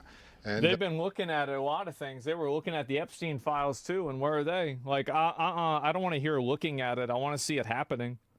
Like, I'll believe this when I see it. You know, like I said many times, these elected officials or these non-government organizations, they can't cross the line either. I mean, we got people like, you know, Hakeem Jeffries saying he's going to dox ICE employees. You know, ICE agents out there with masks on. They're wearing masks to protect themselves and their families because they've been doxxed, their families have been doxxed, their life's been threatened, their families have been threatened. I know myself. Then where's why aren't the doxers in jail? Why haven't you figured this out? Like, if you're intentionally trying to put a federal agent and a federal officer of the law's life in danger, why haven't you put them in jail? Like, that's terrorism. That's the problem. If this guy is going out saying that, then like where's the accountability here? Because this is the problem that I think they have, is that it's very obvious that this is a bad thing to have happen. But the issue is that the people that do it don't face any consequences, so more people just keep doing it. These riots would have never happened if they had called in the National Guard the moment, and the police the moment that they started. But because they didn't do that and they let it escalate to this now, and the ultimate consequence of this is that everybody is paying like, this is all your tax money. Like, if you're an American, your tax money is getting pissed away at this bullshit because they couldn't stop it from escalating. And the way you stop it from escalating is immediately identifying the problem and solving it. But they're afraid to do that, or they refuse to do that. And then it escalates, and now everybody's spending more money and time. It's very frustrating to see. I've had over 1,000 protesters at my house. I expect that as the borders This is what the majority of California wants. Let them be. That's fine. But then I don't want my taxes going to them. And I think that we should treat them as a foreign nation. Like, if you want to go down that route, that's fine. But like, then okay, let's go down that route. The fact is that California, like, I mean, it's a state. It's not its own country. Like, we fought a whole civil war over this. Like, like, do we really have to go back to 1965 to refigure the same things out again?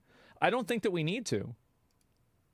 But these men and women are putting their lives on line every day. They arrested a lot of bad people yesterday and today. They arrested. Well, your taxes don't go to California; theirs go to you. What happens when California gets attacked? What happens if China attacks California? What happens if Russia attacks California? What happens if Japan attacks California? Well, I'll tell you what happens. The federal government and the federal military ensures that California is safe. That's the way it works.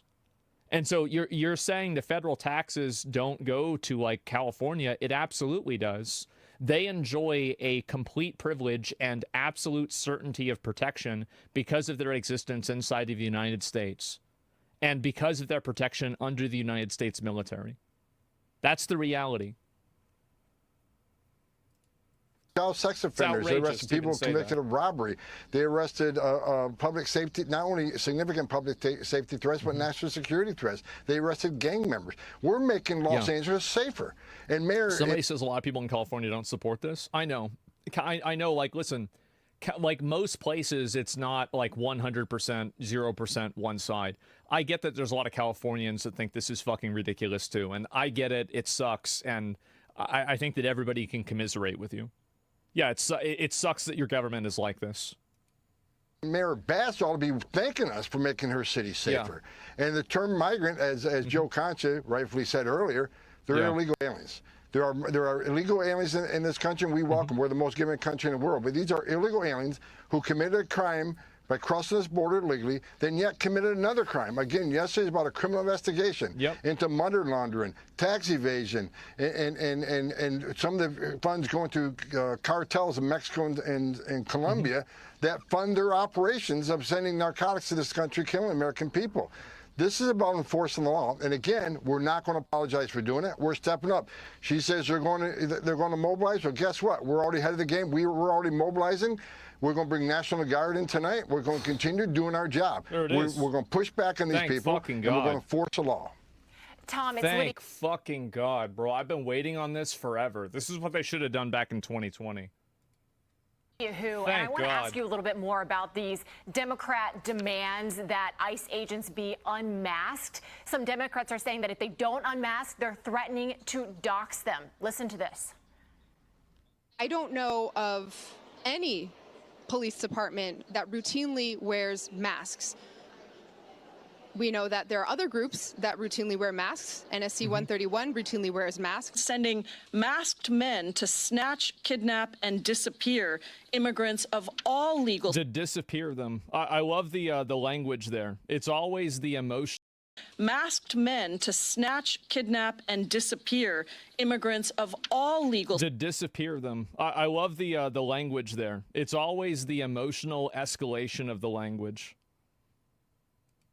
Statuses across the country. Every single one of them, no matter what it takes, no matter how long it takes, will of course be identified. Tom, I wonder if you can speak to that a little bit. Explain to us more, help everyone understand the threat that our ICE agents are facing by just doing their job, why they need to wear these masks. Well, this is the way they operate. They operate under fear and terrorism. Because the reason why they're... So you have to think about the second order effect of this. The second order effect of this is that ICE agents are identified and then they face consequences because people attack their house, attack their family, attack their kids, or do something like that to them. So really what they're advocating for is outsourcing terrorism to the most extreme group that they are a part of. Right? Like that's basically what's happening. Like there's no other reason to know what their names are.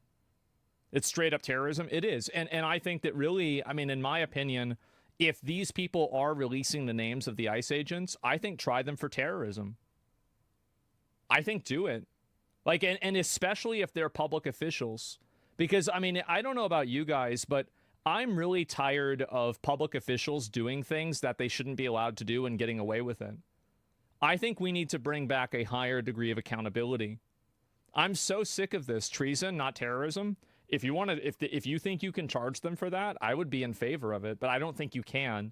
But I mean, I could be wrong. But either way, like, yeah, somebody's got to do it. Yeah, somebody has to do this because, and this isn't also like this isn't really just a Democrat thing. Republicans do this too, and I just think in a general sense, I think that the public is fatigued from having a bunch of these like politicians and these people who are community leaders who openly break the law, who openly defy federal officers, who openly vandalize things, advocate for violence, and do this stuff.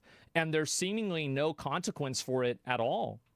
There's no consequence. Nothing ever happens to them. And like they can come up on Fox News and talk a big talk, but that's nice. When are you going to arrest these people? When are these people going to actually go to jail? Because if you do that, that's what's really going to matter. Fatigued, coded language, thank you. Yeah, I think people are completely fatigued from it. They are. It's exhausting. You start with Trump and his actual felonies? Sure, yeah. I mean, I think Trump should be held accountable for anything bad that he does. Absolutely. This isn't, and this is the problem, right? But like, no, and also, by the way, I think that advocating for attacking and putting the lives in danger of federal employees in real time is more pressing than some sort of tax reporting, some accounting bullshit. Like, I'm sorry, but you're not going to try to like you're not going to make this false equivalence that, you know, him reporting his taxes in some bullshit way, which, by the way, isn't good either. He should still get in trouble for that. This is in any way, shape, or form equivalent to openly doxing federal agents and opening them up for violence against them and their families. This is a complete false equivalence. It's not even remotely comparable. Also, what actions need to be taken against But Democrats who are demanding that they be unmasked? You're being totally dishonest. What would happen if they do dox them and at least publish their identities? What happens? What happens, Tom? Look, it's incredible. We're at a place where the guys, the men and women who enforce law, they're the bad guys, and the ones who break the law are the victims. You kidding me? How come they didn't say anything about BLM? They're out there. They were masked. How about the protesters? He's completely right. Yeah, he had no problem. They had no problem with mass protesters doing this They were never complaining about masks whenever it was protesters for Palestine destroying property and shutting down college campuses. Now it's an issue because it's, you know, the officers doing it. Antifa's always masks. They were protesting against Israel and the Jewish students. They were wearing masks. I didn't hear a word about that for these protesters wearing masks. And this is another really important thing to keep in mind, is that almost all of the people that are advocates for this are simply advocating for it under a power principle. There isn't really there is no like guiding moral philosophy of this. There's no ethical foundation for this. There's a very simple, I want to control you and tell you what to do. So I'm going to advocate for this whenever it's in my best interest, and I'm going to advocate for the exact same thing. I'm going to advocate against it whenever it's not in my best interest. There's no principle to this at all. And it's important to keep that in mind, because then you know the rules of engagement with people that are like this. These agents are wearing masks for one reason, because the Sultan ICE officer is up over 400%. The Sultan ICE officers. They're being doxxed across the country. And their families are being attacked. Their families are being doxxed. Their families are being threatened. And I certainly understand it. I have a lot of death threats. I've been doxxed. My family's been doxxed. I understand it. But they're wearing masks for one reason only: protect themselves and their families. They're doing it. Yeah, they are. And that's the reason, by the way, there is no other reason to post a person's full name and address other than to open that person up for effectively being attacked. Like, that's effectively what you're doing. There's no other reason to do it. And it's not, and here's also the thing too, is that most people don't live alone, or at least in a lot of cases they don't. So you're doing crazy AoE damage with this. Cartels don't fuck around. Well, it's not even about cartels. Like, I'm just saying, like, these are just like average American citizens, you know, that's it. And so, like, doxing is like casting weakness. Yeah, it is. Well, it's like more like casting hunter's mark. If you have to, if you want to get into a WoW term, that's where I would put it. But either way, it should be attempted murder. I think that it should be endangerment, or it should be something, right? But like, it should be treated as, in my opinion, I think doxing, the goal of doxing is to terrorize somebody. That is the purpose and the goal of doxing. It's to make them afraid of for their life, and it's to make them worried that somebody else would hurt them. That is absolutely what they're doing. Call it what it is. That's it. Just call it what it, like, I mean, that's really, it's it. It should be a felony. It should be, yes. Dangerous job. This is already a dangerous job. They got to wear a gun. They got to wear a Kevlar vest every day, because they're doing a dangerous job every day. While the rest of these people, like Hakeem Jeffries, is sleeping in his bed at night at 3 a.m., nice and comfortably and safe, there's men and women of ICE on the street doing surveillance on significant public safety threats. Really bad characters and national security threats. They're taking it on every day. The men and women in Borov Patrol standing on a dirt trail every night at 3 a.m. taking on the bad guy. So this is another threat against ICE agents. And it's to silence people in the future through fear. Well, that's the goal of terrorism. The goal of terrorism is to do something that is disproportionate and scary. That way, it makes other people afraid of doing the same thing and pushing out against it, right? So, like, for example, like, you have people that do this on Twitter where, you know, somebody says something that's like off, you know, like politically off. They immediately get pilloried, right? They get attacked by everybody. And so that's it. That's how terror works. Yeah, exactly. You're discussing an authoritarian government. Well, yeah, I mean, I would want to have criminals feel afraid. I would want them to be afraid.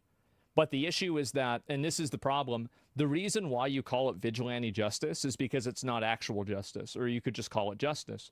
It's a form of it, but it's certainly not accurate. And we're asking the Department of Justice to look at these statements and see if there's something we can do. When do you cross that line on threatening ICE officers? And here's the problem. You know, you got all these people now attacking ICE. You saw they're writing death to ICE agents. ICE agents been threatened. Their families been threatened. And you got members of Congress. You got some judges out there that compare ICE to the KKK, ICE to the Nazis. You got city. I mean, like, that's stupid to do, but like, that's small potatoes compared to actual doxing. Like, actual doxing, like, that's stupid, but like, I don't like calling ICE Nazis. I don't want somebody to go to jail for that. Doxing somebody, posting their home address, I do want them to go to jail for that. Absolutely. Council people saying ICE are terrorists. They're feeding the hatred. And here's my concern. I've been doing this for a long time. It's a matter of time before ICE takes a life or an ICE agent loses their life. Apparently, Tom was watching the stream yesterday before he went live on Fox. This is exactly what I said. This is a pressure cooker. And the longer that you let it go, the higher the probability is that there's going to be a pop-off situation. The rhetoric is at an all-time high and is being fed by people who should be more responsible. Elected officials especially, who keep firing up this rhetoric. I'm telling you, it's coming. There's going to be a tragedy because they keep throwing gas on this flame. Yeah, of course. I mean, eventually it will happen. And when it does happen, you're not hearing what he's saying. He's saying congressmen call ICE agents Nazis, which incentivize the crowd. I mean, yes, I understand that. And I think it's bad that they say that. But I'm just giving you, like, I think that's freedom of speech, even though I fucking hate it. Like, I think it's massively irresponsible, and you should never get voted for again if you ever say that. But I still do have a principled stance that I think that is freedom of speech, even though I think it's awful. He's not saying to ban it. Yeah, that's my viewpoint on it, right? But they are pushing rhetoric. Like, I understand that it's not a big difference, and we are getting in the weeds with this, but if you want to ask me my opinion, that's what my opinion is. Tom, it's Guy Benson. Good of you to be with us this evening. The U.S. Attorney General Pam Bondi just announced yesterday that Kilmar Abrego Garcia, another now familiar name in this whole wider drama, has actually been brought back to the United States after being deported to El Salvador. Here she is detailing his alleged crimes. Garcia has played a significant role in an alien smuggling ring. Who could have guessed? They found this was his full-time job. Wow. Not a contractor. Thousands of illegal aliens were smuggled. This defendant trafficked firearms and narcotics throughout our country. And Tom, by the way, this was like that was like a 4 or 5 minute video, I think. Might have been 3. I don't know if it got cut whenever I watched it. Like, that was only like a few things. Like, there were a bunch of other things that he did too. Democrats love this guy. Yeah. In light of these details, some Democrats are still on the bandwagon here, it seems. Watch this. The Trump administration and all his cronies who should apologize to the country for putting us through this unnecessary situation, and to Abrego Garcia for putting him through the situation. Otherwise, he has a status which is withhold deportation. Now they're trying to act like he's some kind of drug lord or, human trafficker. Yeah, that's about right. Yeah.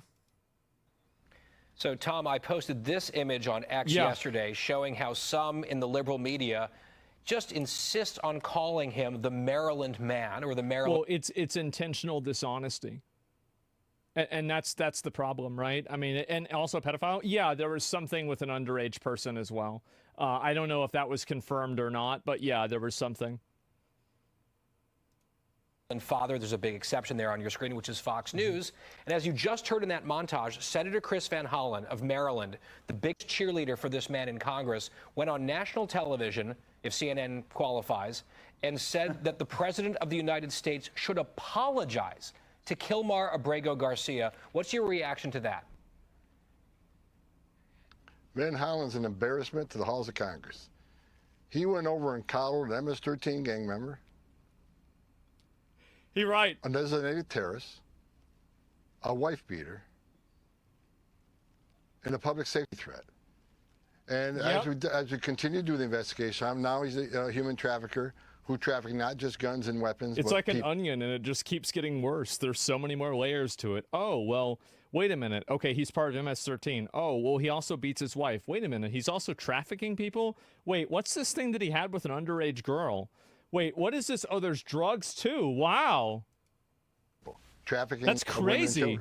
So he's going to pay. We're going to prosecute him. So we're bringing him back here to prosecute him. We're bringing him back here to put him in prison. Then when he's done in prison, guess what? He'll be deported immediately again. Did any of these people ever meet with Angel mom and dad? Van Hollen had a young mother with 5 children murdered by an illegal alien. Did he ever meet with them? Did he ever meet with the victims, the hundreds of victims of illegal alien crime? No. He's an embarrassment to halls of Congress. He's an embarrassment to position. It's insane. Like, honestly, like, I don't know how people can get away with these optics. Where, like, you're going and, like, you're meeting with, like, these people that have this massive rap sheet and there's, like, all this bad stuff with them, but not with your actual citizens. It's insane that, like, there's even any tolerance for this at all. He holds. President Trump don't owe anybody an apology. President Trump in 7 weeks gave us the most secure border in the history of this nation. President Trump is arresting thousands of public safety threats in this country every day. How are they supporting this? President Trump is making this country safe again. The reason why they support it is because they hate the country. They think that it's racist to deport people, and they've been completely brainwashed into believing this. So whenever you understand that, like, it makes sense, but you can't look at it from the way that you look at things. Mind you, a point should not be an argument at all, but here we are. Yeah, of course. They want due process? Well, they don't want due process. I mean, if they're talking about doxing ICE agents, they don't want due process. This entire argument of them wanting due process, they didn't want due process for January 6 people. They didn't want due process for Trump. They didn't want due process for any of this. They don't want due process at all. They want to be able to control the mechanism that exercises what due process is supposed to do. That's their goal. It's not, they don't care about the system. They only care about the system to the extent that it's beneficial to them. But don't ever think that this is a principled stance at all. You talk about due process, care about due process. What about due process for people throwing bricks at things? Shouldn't they go to jail? Shouldn't they be arrested? I mean, I'm pretty sure that's due process, isn't it? Well, apparently not. These people don't care about the system at all. All they want to do is use the system as basically as a bureaucratic shield for their bad behavior. Illegal alien criminal at a time. And like I said, despite what's going on in LA, I'm here now. We're continuing operations today. We're going to do this job every single day. We won't be stopped. President Trump is a game changer. I worked for 6 presidents starting with Ronald Reagan. When it comes to national security, border security, immigration enforcement, public safety, no one has done better than President Trump. His success is unprecedented, not only on the border, but in taking national security threats and illegal alien public safety threats out of this nation. I wake up every day proud to work for President Trump, and we're going to keep doing the job that he promised the American people he would do, and the American people voted for him to do. We're going to keep his promise to American people. I think that's what most people want. And the numbers prove that, Tom. We see that border crossings are down more than 95% without 1 inch of the wall being built as the big, beautiful bill goes through Congress. Rhetoric alone is keeping people coming into this country, and obviously the job you're doing in terms of deportations. We thank you for joining us tonight. Thank you, Tom Homan. Hey, Sean Hannity well, here. There it is. I mean, like, I'm glad to see them doing this. I'll link you guys the video, but apparently they are sending in the National Guard. Party of Law and Order violates the Constitution and disregards our due process, keep bootlicking.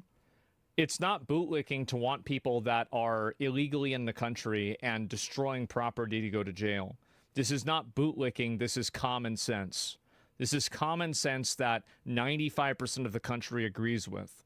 To try to turn this into some kind of like fascism, authoritarianism, no, it's not normal to light cars on fire in the middle of an intersection. I don't care what flag they're carrying around. It's like people are getting mad. Oh, it's a Mexican flag. I don't give a shit about that. That's not the problem. The problem is the car that's on fire. That's the issue. It's oppression? No? Well, it is. Like, the goal of it is to oppress people. It absolutely is. Do people not even question where all these bricks come from? Well, no, because you saw where they came from. People were destroying concrete, and then they were taking the pieces of concrete that they destroyed with the hammers, and then they were throwing the concrete at the police officers. So it's basically like playing Rust. You know, you take the rock, and then you hit the rock, and now you have more rocks. Like, they're basically playing Rust in LA. Like, you watched it happen, right? Yeah, they're crafting ammunition. I'm being serious, right? That's literally what it is. And so, anyway, let's see if there's any more of this. And there's another one here. I guess this is the follow-up, and now after this we'll look at some of the live stuff that's happening too. No, they hot drop panels of bricks there. There's pictures. Well, I mean, okay, then just figure out who does that. I mean, there's cameras everywhere. There's, you know, like how many fucking like something bad happens, like, you know, for example, like a plane crashes and there's 7 different Ring camera angles of it. I'm sure you're going to be able to find some examples of this. The problem is setting the car on fire while displaying the Mexican flag. It differentiates between vandalism and invasive militant force. I don't really care a whole lot about the flag. I mean, I'm just going to be honest with you. I just don't. But my main focus is on the actions, right? The flag doesn't really matter. The flag is an indicator that these people are not in, you know, they don't really like America. Sure, right? But, like, that's not my main focus. And we have a Fox News alert. President Trump ordering more than 2,000 National Guard troops to L.A. Wow. As violent anti-ICE protesters burn cars, throw rocks, and smash windows for 2 straight days, threatening the lives of police and ICE agents. The rioters protesting the arrest of more than 100 migrants in L.A., including suspects accused of child abuse and sex assault charges. Yeah, this is what's so crazy is that, like, if you look at a lot of these people, like, I mean, you're talking about, like, you know, sexual battery, sexual assault, you know, like, where's this? This one's not really actually so bad. What's this here? Controlled substance, assault with deadly weapon. Like, what is this here? Assault with deadly weapon with great bodily injury, child cruelty, DUI, spousal battery. Like, I mean, this isn't like even, you know, some guy that found himself on the wrong side of the law. Like, these are actual career criminals that should be locked up for their whole life. Like, I mean, really? Like, yeah, they're literally simping for pedos.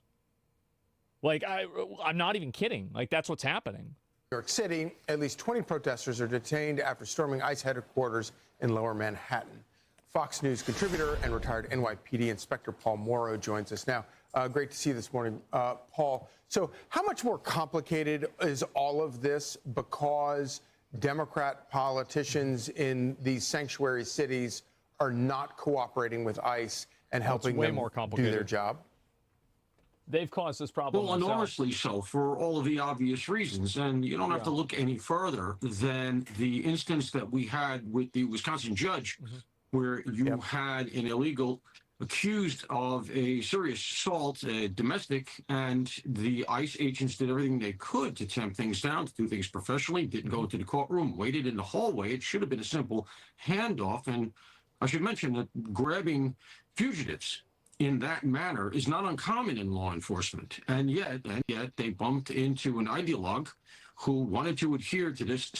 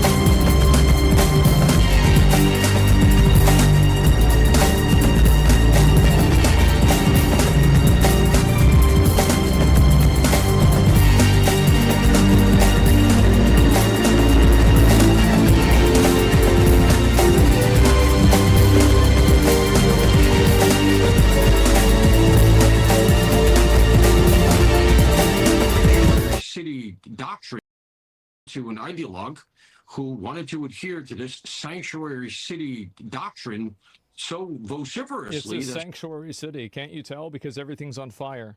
She interfered with the federal operations and snuck the guy out of the side door. That's the level that the left has progressed or regressed to relative to these sanctuary policies.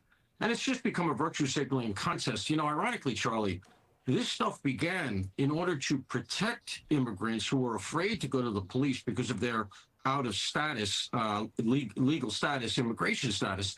And instead, it has now progressed to the point where these same groups are afraid to go to the police because the local prosecutors won't do anything to the perpetrators. So they know if they report to the police, as we had in that Wisconsin case, the perps are going to get right out, and then they're in danger. They're undermining the very thing they were trying to do. Yeah, that's a really great point. And of course, now we're in a situation where you literally have, out in LA in particular, you have police who are not going to keep order I don't think that's good for your lungs. all of these riots, and you have President Trump having to order in national. How do you let people just sit on the fucking sidewalk here and throw rocks at cars? Like, and this is the big issue that I have, right? Is like, in my opinion, if I see this doesn't, like, I don't get mad at these guys. I don't. And this might sound weird. I don't really care about these people. They're just retards that think that they're fighting for some stupid cause. Who I really get mad at is the government. I get mad at the government for letting this happen. They're letting these people completely fucking run wild, and nothing's happening to them. Guard troops. The other situation that I think is kind of interesting is the issue with masks. And President Trump has said that these protesters are not allowed to wear masks. How important is that? Well, look, if they actually can enforce that, it's very important. And it goes to the idea that these arrests of the people that are impeding. Well, it would be very easy for them to enforce that. Anybody that has a mask immediately gets arrested for having a mask. I mean, like, that's super easy to do. The same with people that had a gun. If, like, there's somebody on the gun in the crowd that has a gun, they would get immediately arrested too. I mean, it's super simple.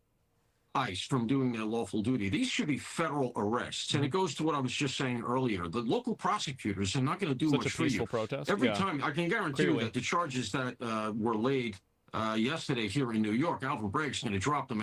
And this is the problem, is that the majority of people that are at these protests are actually just protesters. But the issue is that the ones that are not committing the crimes facilitate, encourage, and provide a safety net for the ones that are. So they're effectively body blocking the police while other people are destroying property and stealing things. That's the issue, right? A cover, yes, exactly. Because I do think that it's okay to protest this. This isn't a big deal. You can do whatever you want.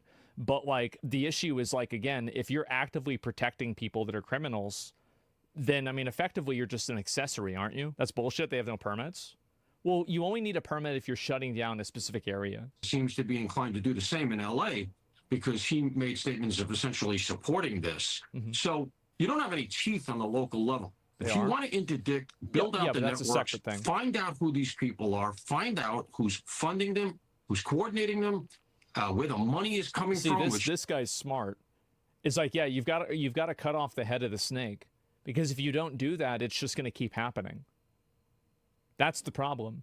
Is like they're not addressing where the problem is coming from. They're only addressing the problem. There's reporting some of it comes from overseas because it's all the same groups. These are the same people who are disrupting the campuses. So if you want to build that stuff up, you got to go federal. And so knowing who they are and building out from there to penetrate the networks, that's how you got to do it. Yeah, with no help whatsoever from local politicians. Paul Morrow, thank you so much. Really appreciate it. Hey, it's Will Kane. Click here to subscribe to the Fox News channel on YouTube. Yeah, I mean, I totally agree with him, right? I mean, I do. You think National Guard will come to L.A. even though the mayor said no? I don't think the mayor gets to decide that. I mean, I'm pretty sure the president decides that. So, like, I mean, it doesn't really matter what the mayor says.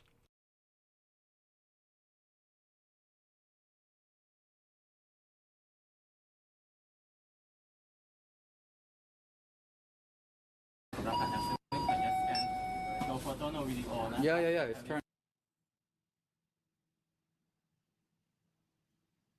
off. It's turned off, bro. It's turned off. Relax. Respect it, respect.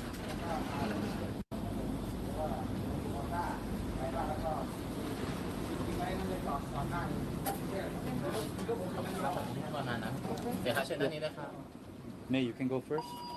So I'm going to pause it here because we're going to skip forward, but you can already see some areas where there's clear issues because you see being told not to video and videoing anyways. You can see kind of harassing the girl when frankly it's clear she didn't want to talk to him, right? She didn't want to be on video, and without consent, without asking for permission, you're just shoving a camera interface and you're recording it without permission. You're recording staff, you're recording other people. You've also lied and said you've turned it off, and you did not. You were told to turn it off, you didn't. In fact, you filmed their face again and again, right? So this is a thing, this is a problem. Now, I'm going to fast forward just a tiny bit here because this guy ends up getting in a altercation with the clerk over payment for soju, and all because they were the ones distracted. They were the ones not paying attention. They were trying to flirt with this girl. They were trying to harass this girl.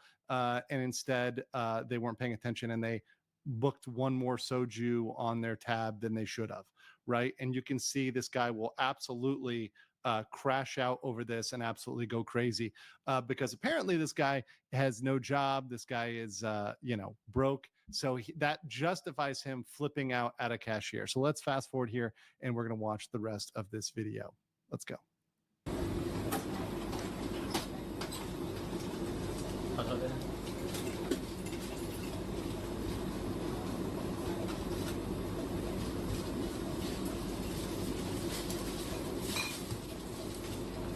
Hold up, yeah.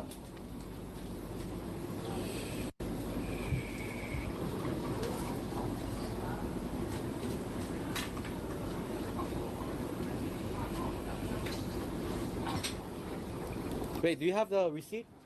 Let me see the receipt real quick.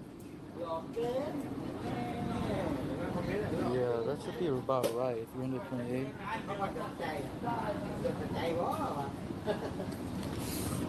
Yo, can I have the cancel receipt? It's not canceled. Give me the receipt for the cancel.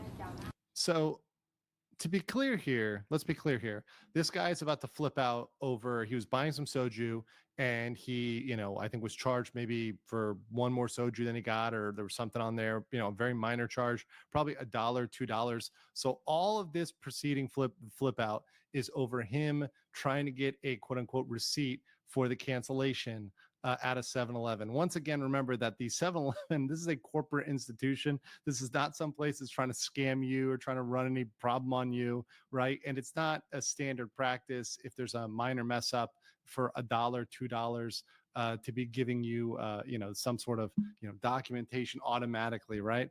So he's going back in here and he's trying to demand this from the cashier. Watch this. Yeah. No, give me the receipt for the cancellation. No, cancel. Give me the receipt that you canceled, bro.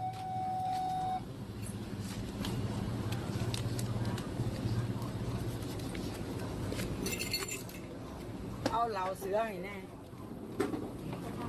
Quật nồi.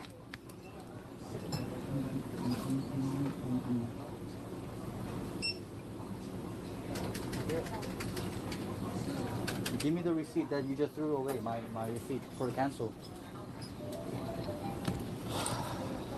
Do you have my receipt? Yeah, I know. Yeah, Wait a moment.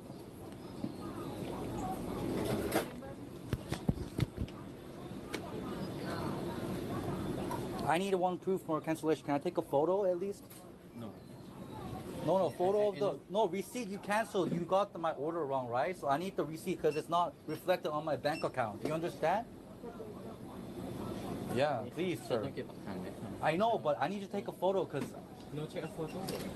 I need to take a photo because this is not canceled. You did my credit card wrong, so I need to take a photo of that, sir. I'm not taking a photo of you. I need to take a photo of my money that you calculated wrong. Hey, don't be difficult, right? Don't be difficult.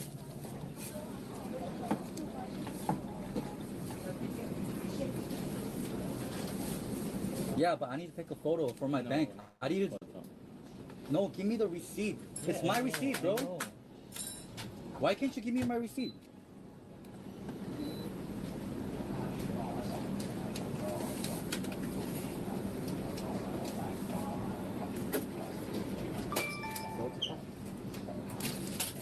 Why can't you give me my cancellation receipt, bro? Give it to me, bro. Like, I gotta go. I have schedule, bro. I have to go, bro. What the this? Where is it? Where is it? Did you throw it away or like?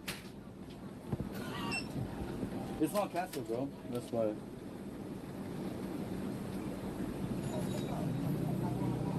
Okay, I need the. Let me take a photo of the receipt because I need to do my bank too.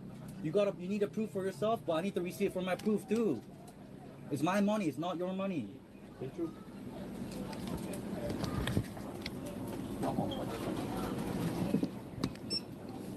Show me the receipt. Show me. Show me. Why am I unable to? Why?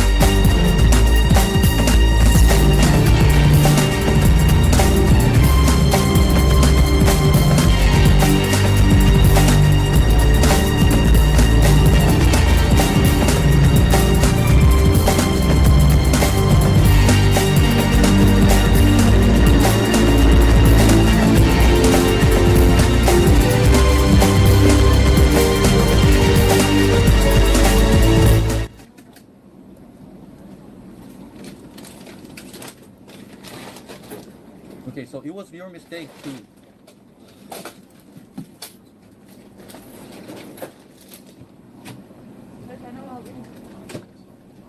Hello, คือมีลูกค้ามาซื้อของแล้วแกประติดแต่ว่าเราไม่ให้ทำแล้วทีนี้ Dude, this guy's like a police office or something, bro. I just need my receipt. You know what I mean? Like he got it wrong.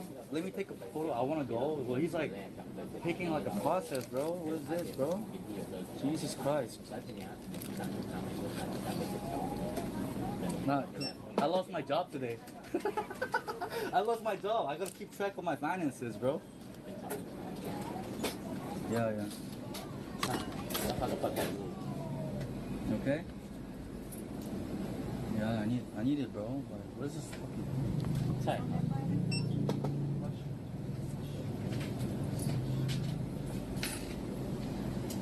ให้มันต้องคืนตามรอบเพราะว่าธนาคารจะรีฟันคืนอยู่แล้ว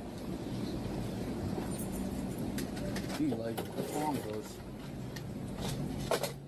ไม่ค่ะเขาแค่ขอถ่ายรูปแล้วทีนี้เขาถ่ายวิดีโอในร้านด้วยก่อนที่เขาจะมากินเขาถ่ายวิดีโอในร้าน Yeah. Let me take a photo. Let me take a photo, bro. No cancellation. This is payment. I need some cancellation. Yeah. Let me take a photo, bro. Jesus Christ. What's wrong with taking photo, bro? เป็นไหมค่ะ Yeah, I haven't even signed, bro. You didn't even fucking let me sign this shit, bro. Like this is my money, bro. You did it wrong. So I need to take a photo of my receipt. You serious, bro? Jesus Christ, man. Fucking crazy with that photo, bro. I'm not filming. I'm just filming myself too, bro. Yeah, finish, bro. That easy, bro. That easy. Let's go, bro.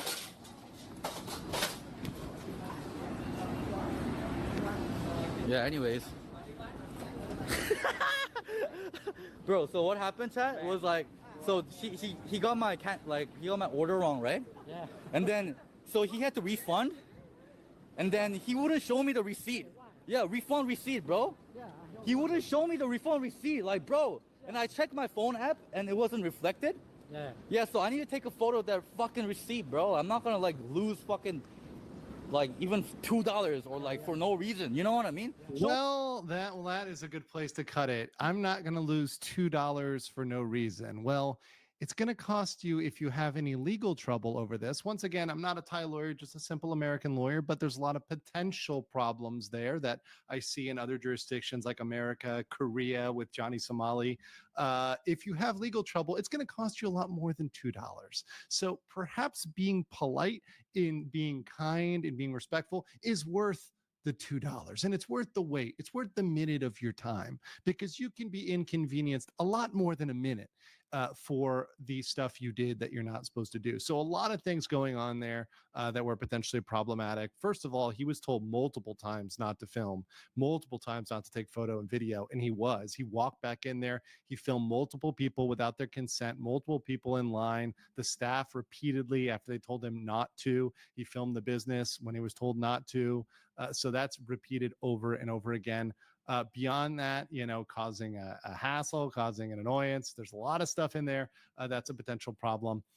And lying about it, frankly, and saying, hey, no, I'm not recording. He is recording, and he isn't just recording himself.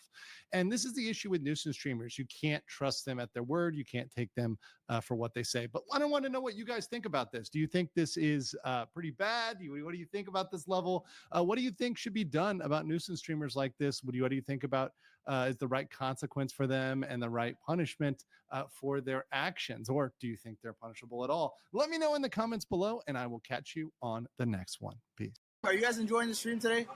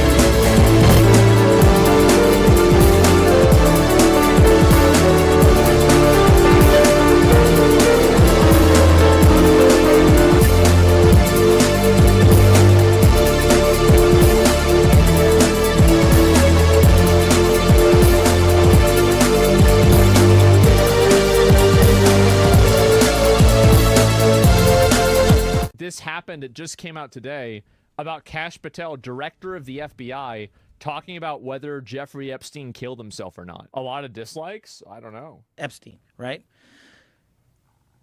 The reason people are pissed off about that is the same thing, right? 20 years ago, or whenever it was, 2006, 7, 8, Epstein gets his sweetheart plea deal, right? Sure. Right. After committing the most horrific crimes on planet Earth, right?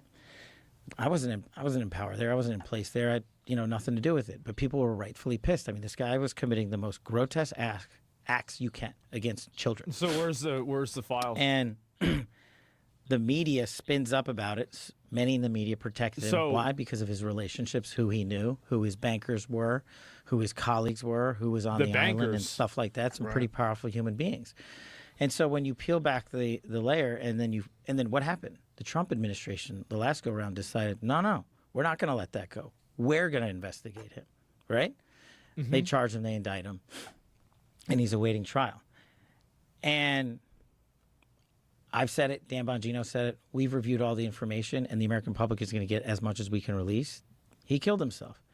Do you think, let's play out the logical conclusion. This is why people are pissed. This is why it had downvotes, is because people believe that he did not kill himself. And when they hear that he killed himself, that's going to make them mad. Do you think that myself, Bongino, and others would participate in hiding information about Epstein's grotesque activities? Or do you think... Maybe. Because we don't know the implications of it. Like, how could we possibly know that? But, like, I think a lot of people... The thing is that, yeah, of course people would believe that that's possible. I'm not saying it is. I'm not saying... But, yeah, of course people could believe that. Especially when you say the files are coming out and then they don't come out. Yeah, then people are worried. We would also participate in not prosecuting people we had evidence to prosecute people on. But the problem is there's been like 15 years of people coming in and creating fictions about this that doesn't exist. Where's the videotape of an Epstein Island of X, Y, and Z committing these frauds? Why haven't you given it to us? Do you really think I wouldn't give that to you if it existed?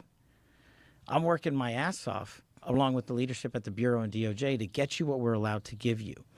And you're going to get the video. Well, how are you allowed to? I mean, what do you mean by allowed? I mean, you're the one that make the rules. So, like, what do you mean by allowed? Of the cell. And you're going to see for yourself. And we will never be able to convince everyone. Okay, let's get into that. So, what did you think before you got in office? Did you think that Epstein was murdered? No. No suspicion at all of it? But I have a different background. Well, he has a suspicion, but you just didn't know. Yeah, sure. Right. So I was a public defender back in the day. I used to spend a lot of time in jails and a lot of time in segregated housing units, SHUs as we call them, right? Okay. And so, and I've known people that have committed suicide in these cells. And I know how you get in, how you get out, who works the system. And so the way, based on public information at the time, that he ended up the pictures and him hanging himself, I was like, man, that guy killed himself.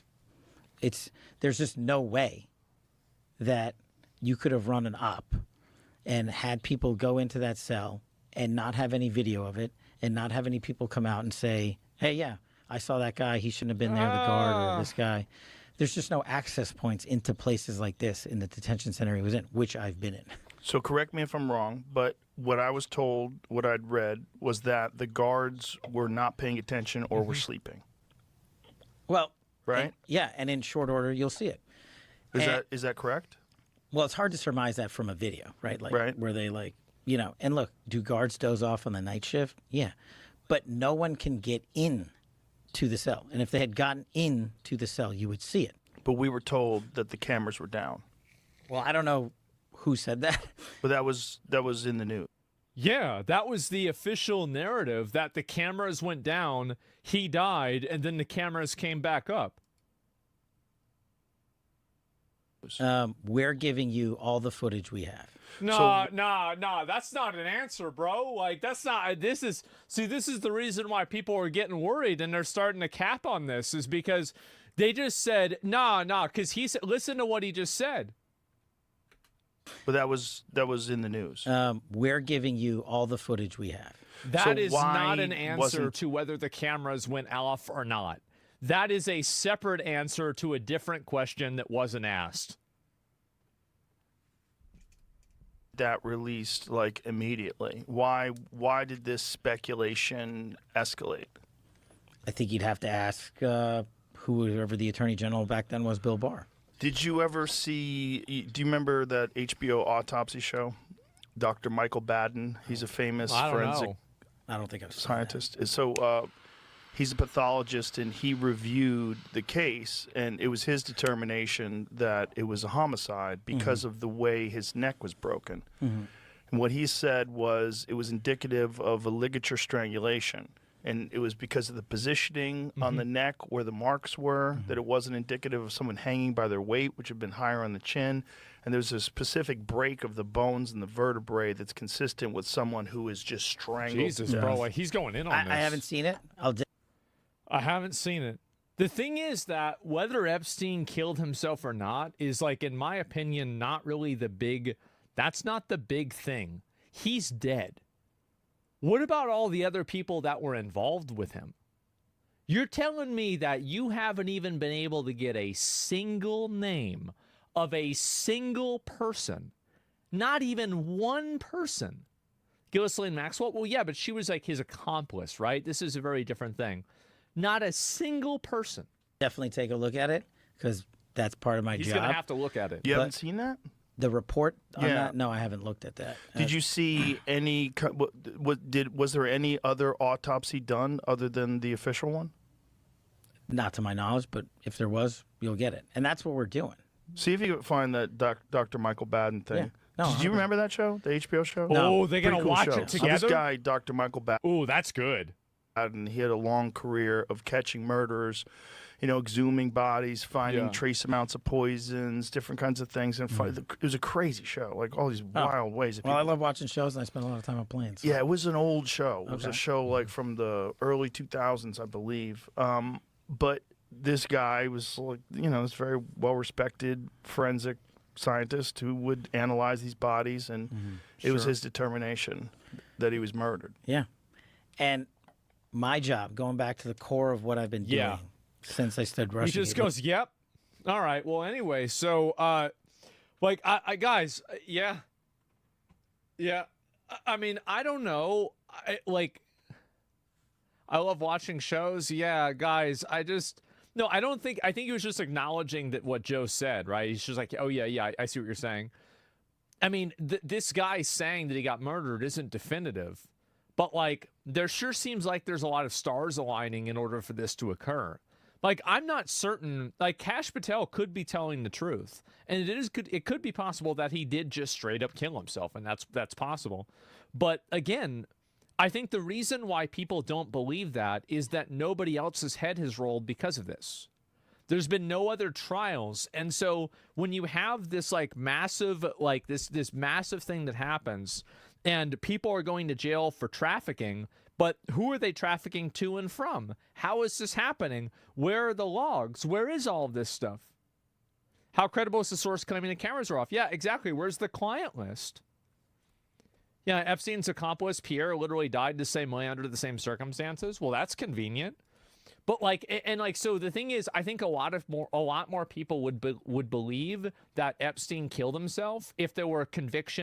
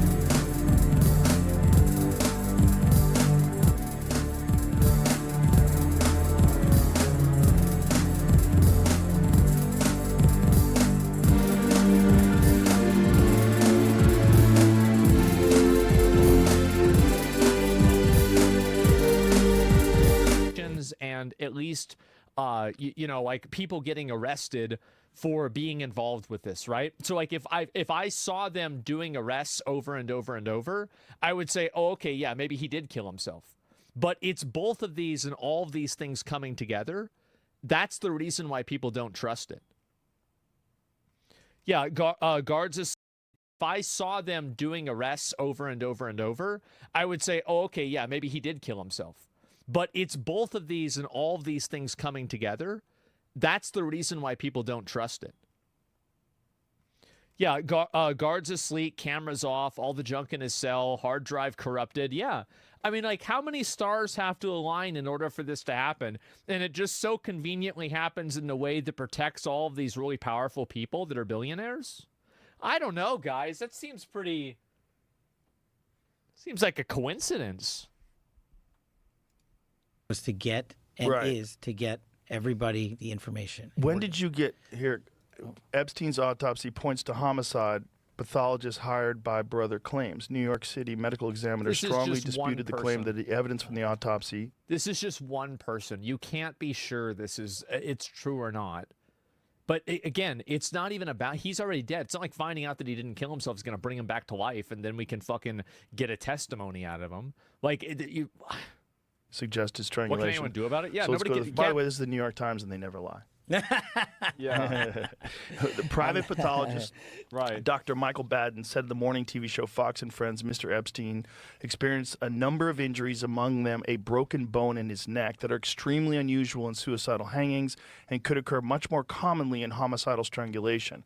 I think the evidence points to homicide rather than suicide, said Dr. Baden, who observed the autopsy done by city officials. Ooh. Dr. Baden, a former New York City medical examiner and a Fox News contributor, said, I have not seen in 50 years where that occurred in suicidal hanging case.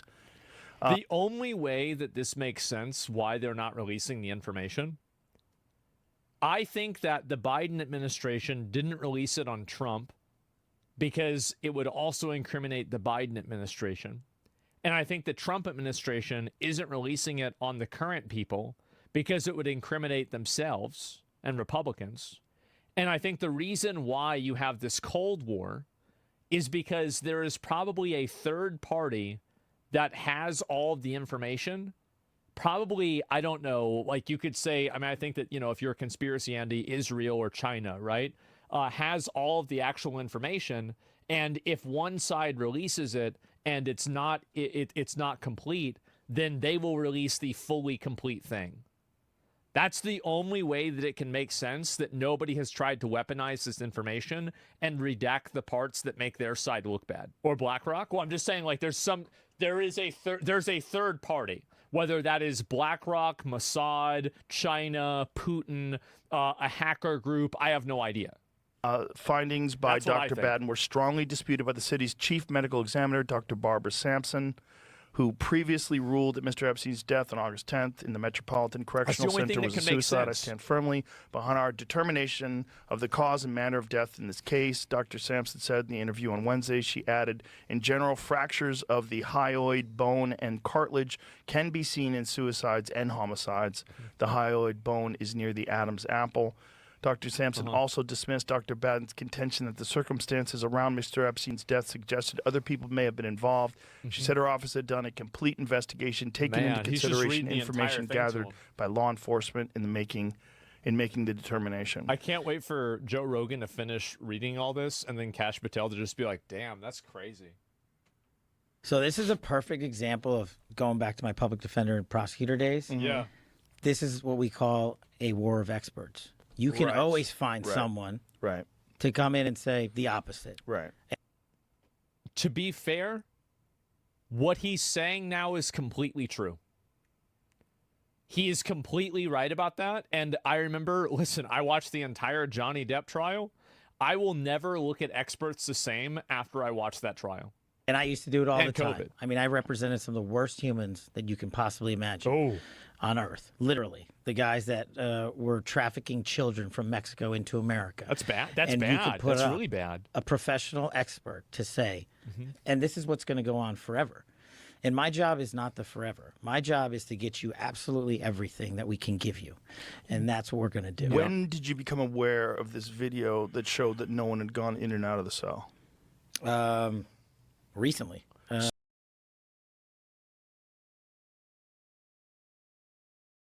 So why was it recent, though? I mean, if this death was, how long ago was this death? 2 years? Couple. 2019? 2019. So let me get this straight. One of the most noteworthy people that is connected to presidents and other heads of state internationally killed himself, and they thought the cameras were off, but recently they found out now that the cameras were in fact on and they had a recording of it? Huh. Okay. Oh, really? Oh. Why time flies. So, Yeah. 6 years. Wow. Well, again, that's part of what I'm going to try to answer for you. Jeffrey Epstein jail CCTV erased by technical errors. Whoopsies. Ah, jeez, guys. Bro. Oops. Was destroyed by it was destroyed by God damn it. Man. Who did Phil do that? He erased the tape again. Oh, it happens. But you see how anybody on the outside, I mean, this is like a perfect storm for something. Can you pull that article up so we can read what it says, Jamie? Yeah. U.S. prosecutor said the jail mistakenly saved footage from the wrong cell. Sorry. Epstein, a convicted sex offender, first tried to kill himself in July last year and hanged himself in jail. Hang on. Yep. Reread that line. That he first tried to kill himself in July of last year. Yeah. How much of the American public do you think knows that? I didn't know that until right now. There you go. Maybe I heard it and forgot. Did you ever hear it, Jamie? That's why he was on Suicide Watch, I think. Oh, okay. So a guy hanged himself in jail in August while serving trial on federal sex trafficking charge. He pleaded not guilty to abusing dozens of girls, some as young as 14. Soon after Epstein's death in August, two of the CCTV cameras outside his cell had malfunctioned. You know what? I want to do a poll. Let's create the poll, and it's broken. We'll do it later on, maybe at the end of the video. And were being examined by the FBI. Found semi-conscious in his prison cell with injuries on his neck on 25 of July. After this incident, he's placed on suicide watch. Well, couldn't you cross-reference? I'm not saying. Couldn't you cross-reference the injuries that he had on his neck, because there's obviously a medical report of that, and then the injuries after he killed himself to see if they lined up? Couldn't you do that? Every single camera in the place was working. I'm saying we've got footage, and you're getting it. You're getting it. When are we getting it? Are we getting it like tomorrow? Are we getting it at some point? Are we going to get it in like a week? Like, when is this going to happen? Then you can make up your own mind, and the theories can continue. But my job. So you became aware of this footage recently. The ones that we're looking at, yeah. Right. Yeah. And so, but this is like an article from quite a while ago that was saying that the footage was mistakenly erased. Look, I mean, goes back to the same. Ask the people that were in power then. I mean, I get it that you want to hold me to account for their actions, and no, I'm not saying, you, not you. I'm not saying that. Not you. Just the public in general, and that's okay. What's confusing to everybody today? First of all, it's very confusing because AI can kind of make anything. You know, which has got to be a bizarre position for you to be in when you're looking at videos. I mean, I've watched Viking videos; it looked real as fuck. You know, they just make Viking towns. I mean, it's really quite incredible what they're doing now, and it accelerates every month. I mean, I talked to Elon about it, and he said we're blown away literally every week. Every week there's some new breakthrough that we're like, wow.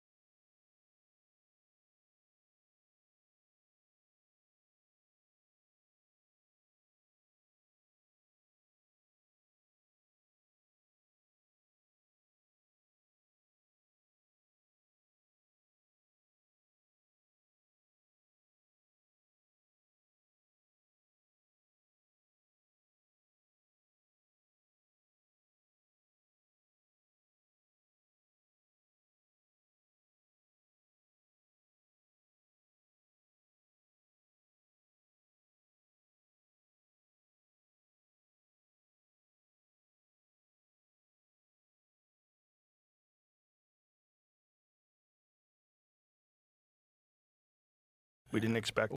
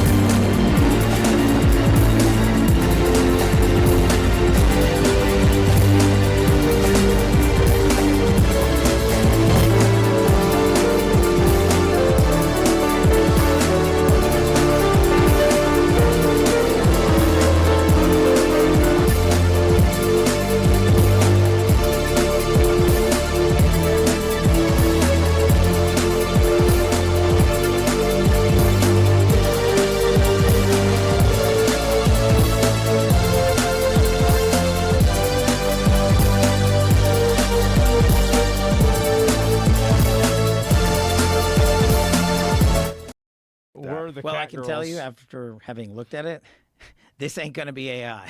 You don't think so? You're going to, it's just not great. You know, it's like if it were AI, like someone wanted to come in and make it, they'd make it better. But why would you make it better when people could, you could have ambiguous footage that Joe Rogan is at this is actually crazy that he's asking these questions. This is more like, yeah, this is peak. Yeah, I know. He's actually asking this. Yeah. Bro, can you imagine like how happy Alex Jones is going to be whenever he sees this video? Like, yeah, he's going to be so happy.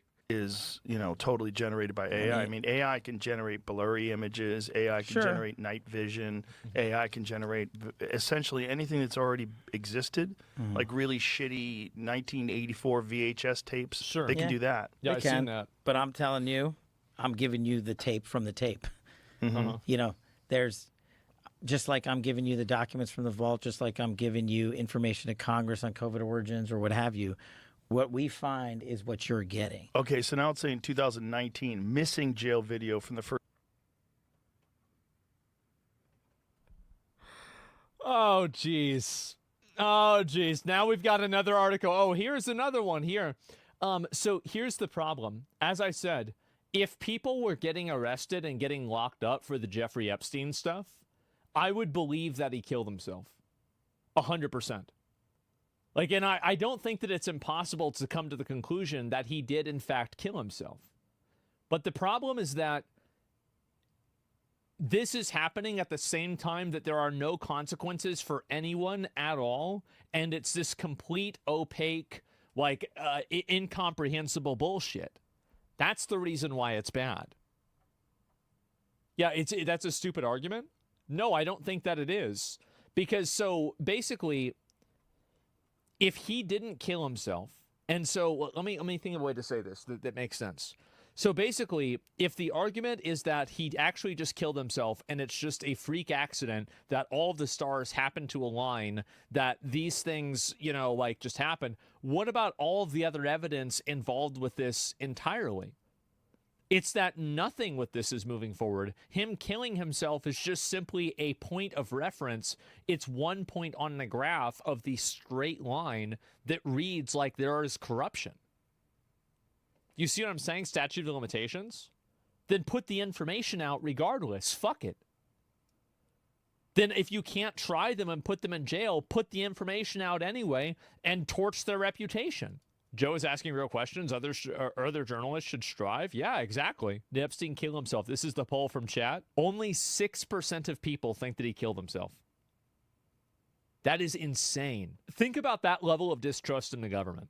First Jeffrey Epstein suicide for the first attempt has been found. So maybe let's put it into perspective. Jails are not the most efficient, best run places. Yeah. It's not like Fort Knox? Yeah. No, it's not. It's, yeah. We're working with what we got. Right. What about all that gold at Fort Knox? So we never got, whatever happened to visit? Yeah,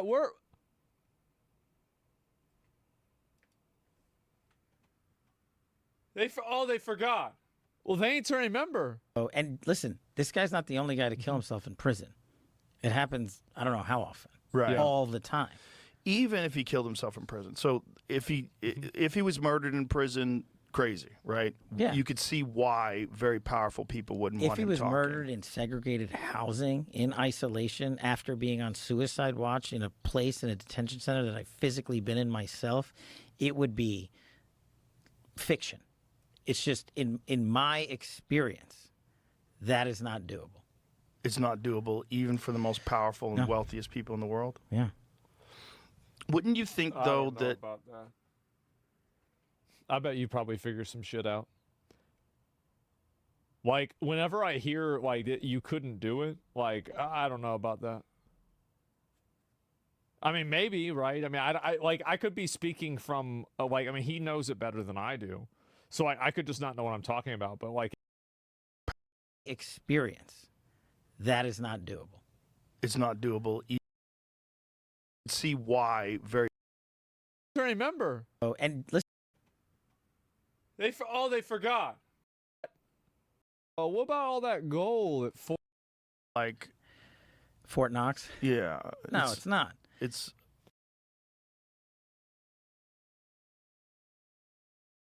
yeah. You know, we're working with what we got. Right. What about all that gold at Fort Knox? So we never got. Whatever happened to visit? Yeah,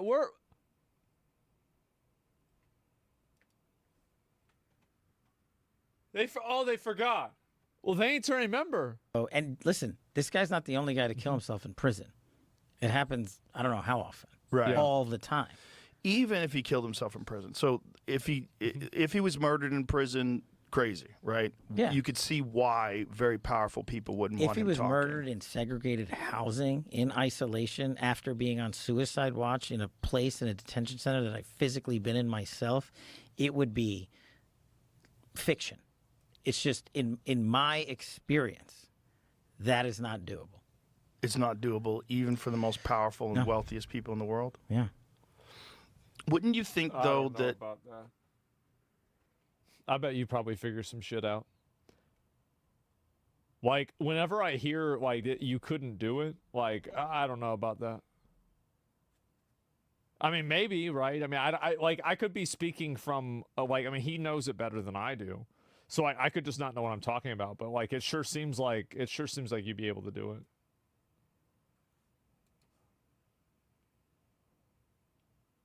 Like if someone was in a position where a guy could release information that could potentially damage the most wealthy people on earth, you would have a concerted effort that's unprecedented. Sure. You'd have the resources that we couldn't even possibly comprehend, all pointing towards eliminating this one person that it could be done. But, I mean, so many people have been implicated, right, already. And some of that information, what they did to Prince Andrew and everybody else is already out there. And so that's the conspiracy stuff that me and Bongino and the folks have to say, look, we will give you everything we can, and then we will have done our job. Also,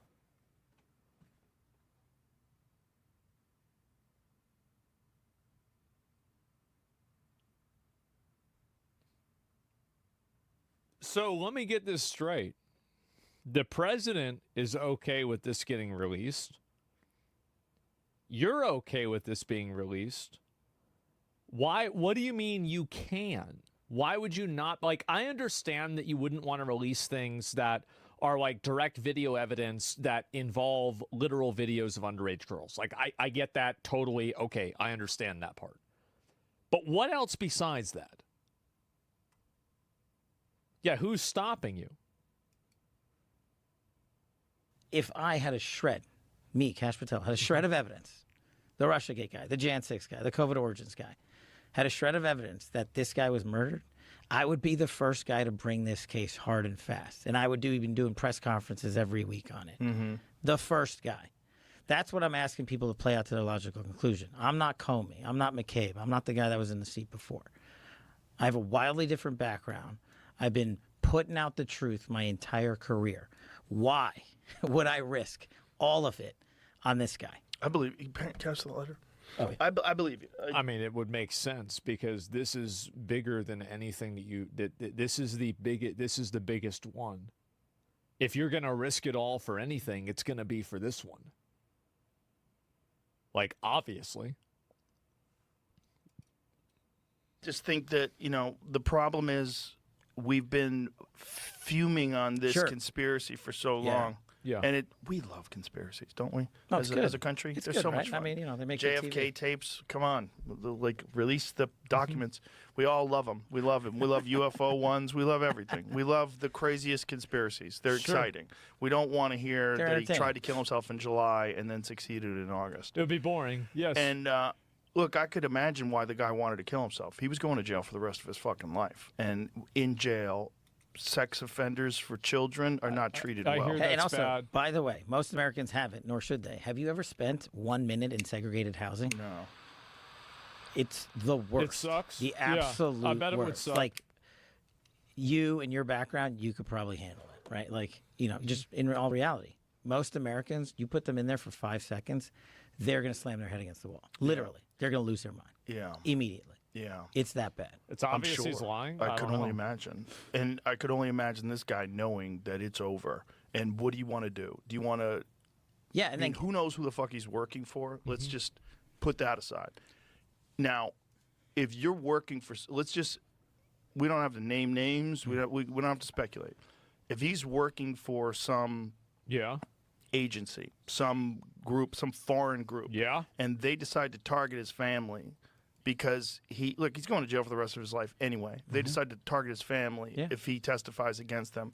I could see where if I thought that it was like I'm going to be in jail for the rest of my life, or I tell and my family winds up being killed or destroyed. Yeah, you kill yourself. Who knows? Maybe you'd say, look, the honorable thing is to end it in prison. True. Honorable, cowardly thing. Cowardly, whatever it is. Like, you just no, he's right about that. Yeah, I think that's obvious. Ghislaine Maxwell needs to be publicly interrogated. Why is nothing happening with her? Yeah. She's still alive, right?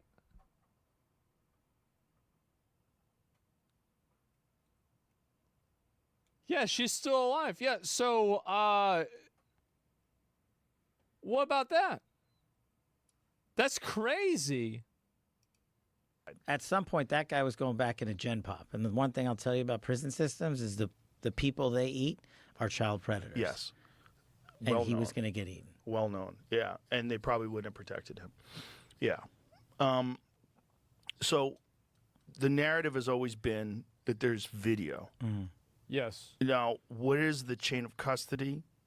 Is there evidence that there is video? Is there evidence that it was moved around, stored, protected from people looking at it? Like, you're going to get all that information. Like, that's literally what we're putting together.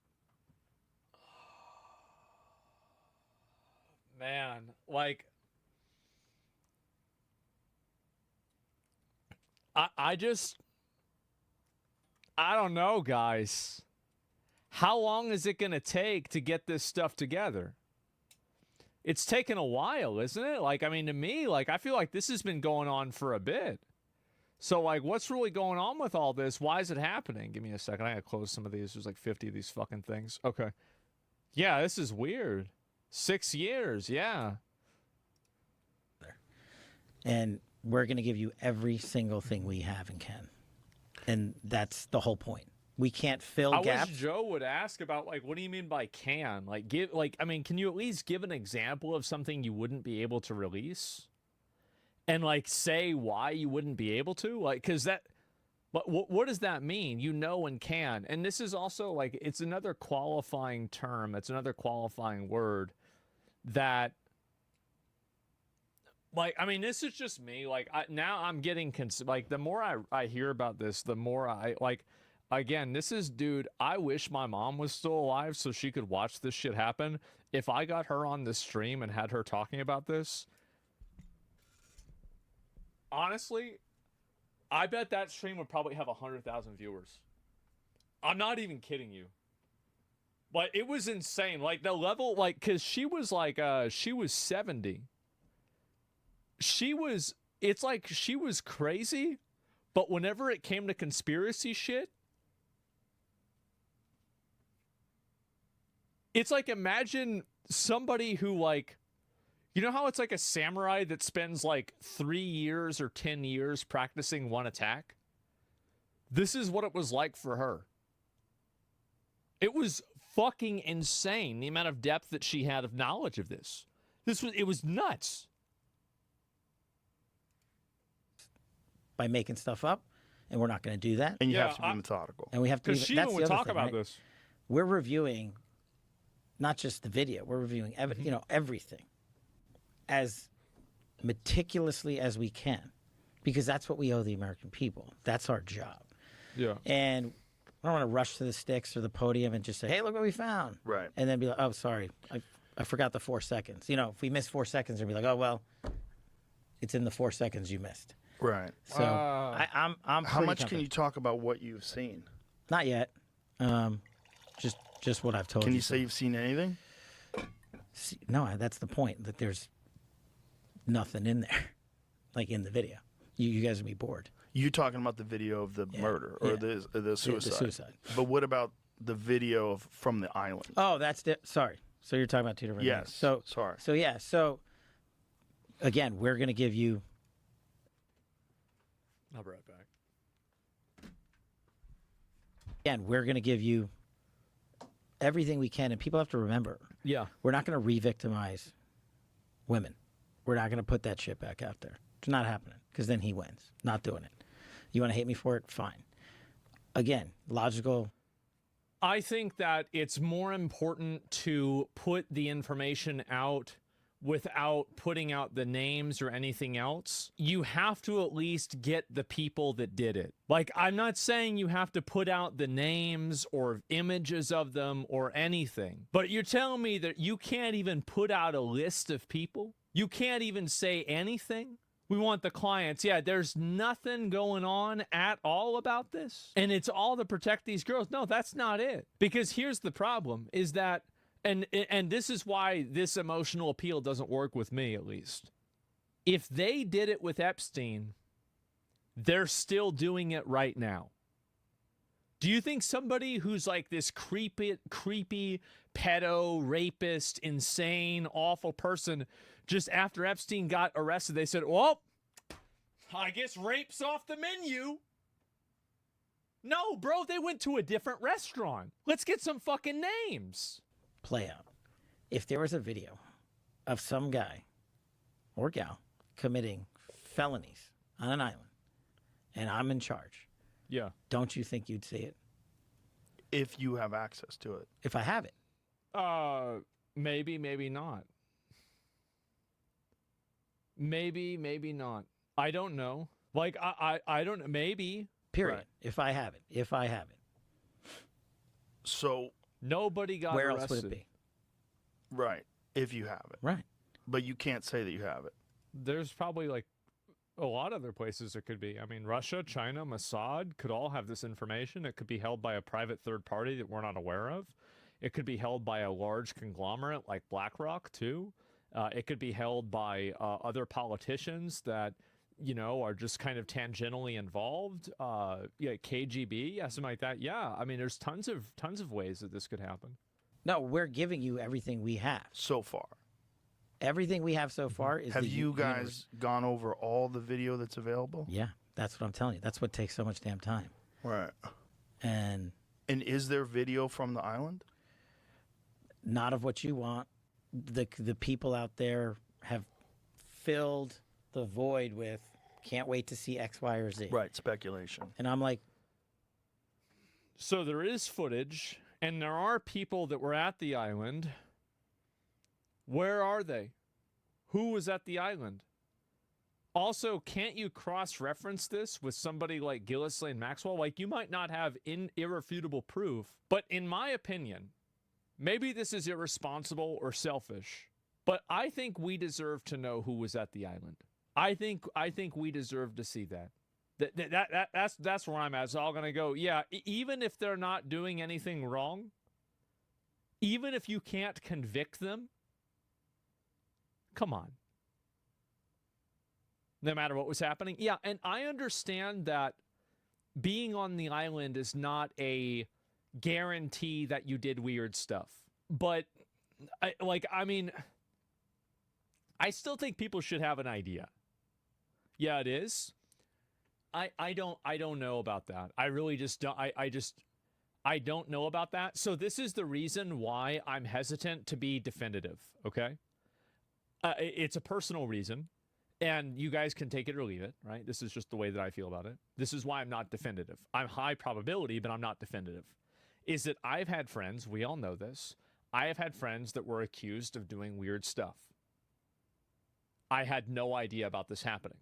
These were people that were very, very close friends of mine that I was involved with on a very, very regular basis all the time. And I had no idea that any of this happened at all. No clue. So a proximity to a person does not guarantee that you are aware of every bad thing that people have done. But at the same time, it's very suspicious. And I think it's fair that people are suspicious. You know the world would say yes, guilty by association. Yes, but that's not. I mean, how people draw conclusions is not always accurate. Like, I mean, just because people draw a conclusion, something looking bad, doesn't mean that somebody did bad. Yeah, exactly, right? They'd be hung in court of public opinion. You understand that if you've been to the island, maybe you didn't do anything wrong, but listen to your chatters, they're out for blood. I mean, you're really telling me that, like, you can't get any information from anybody else, and all of these people that went to the island, there was nothing about this at all. I mean, I think that they should release this information anyway. I do. And if people are mad about it or whatever, too fucking bad. Too fucking bad. The best interest of the public is more important than your reputation. That's what I think. Too bad. And if people hate you and they think that you should go to jail, too bad. There's going to be collateral damage, and that's life. People don't realize someone going to the island once doesn't even mean they knew what was going on when they went. It could be more complicated for certain visitors' cases than others. You're right. Here's the other thing I've been asking for, right? Openly. If you have information on this, call us. Tell us. The best resource we have is the American people in the world.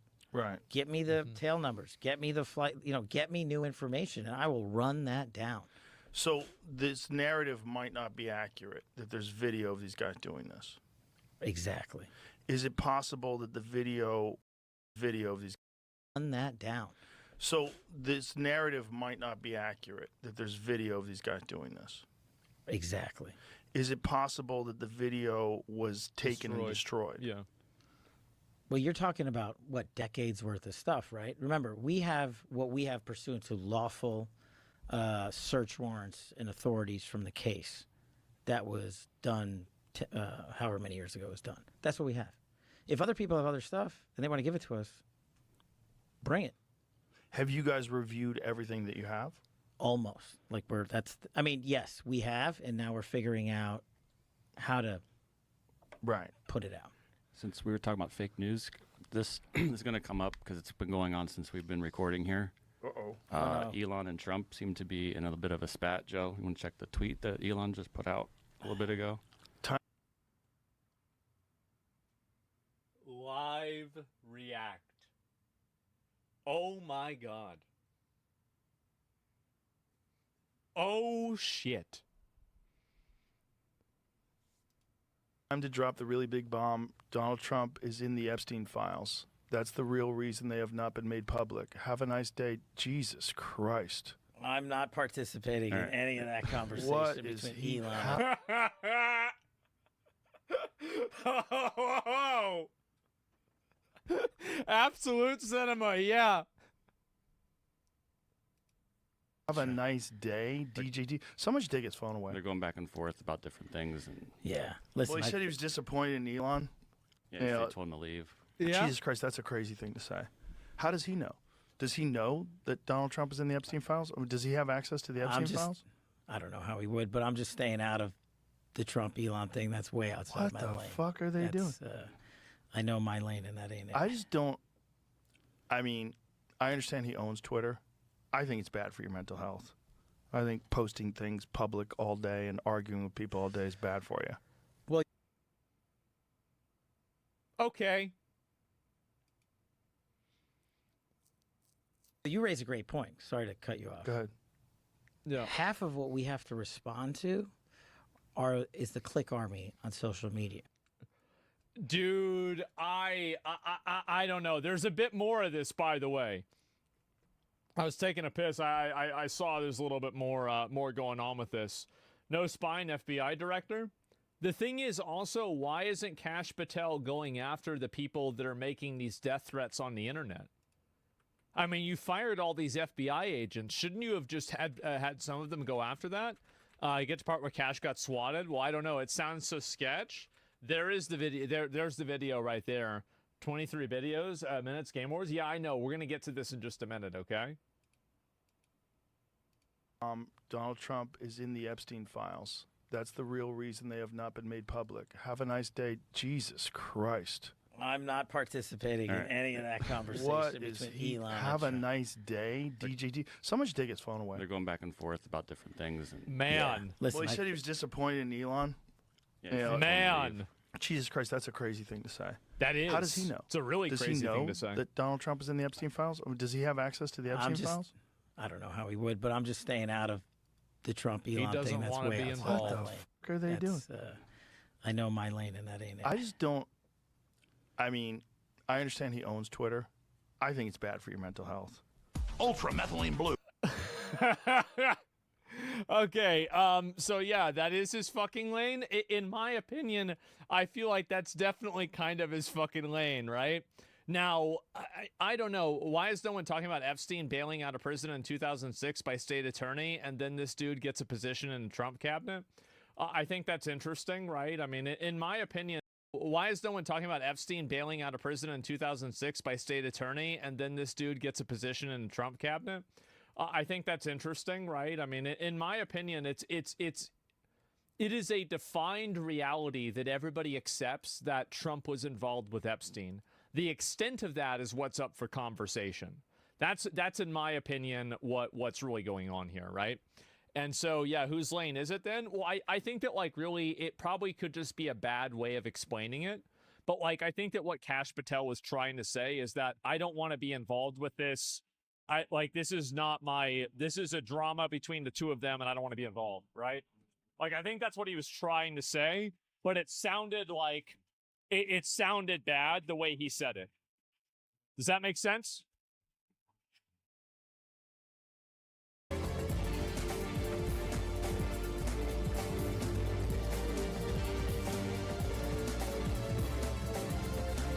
We will look at the Tectone ban.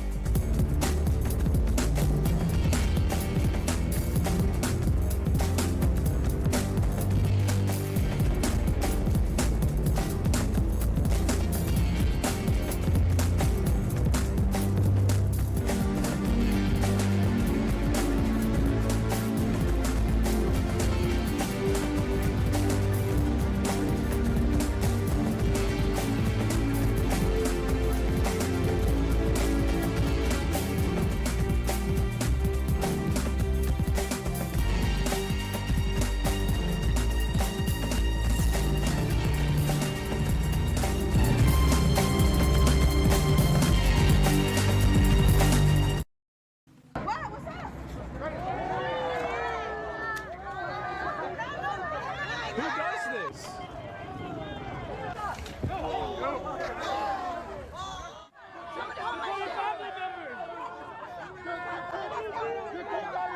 These are the people that don't want the police, and they think that they don't want the police to be violent.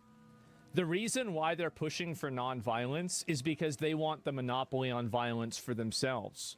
They have no problem spraying this woman in the face with mace, even though there's no reason to do that. This guy's obviously doing it because he thinks it's funny. This guy's running his, what do you call it? He's running his bicycle into her. I mean, this is crazy. Oh, it's silly string? Oh, okay. Okay, well, it's not mace. Okay, that's good at least, right? Yeah, people are like dogs? Yeah.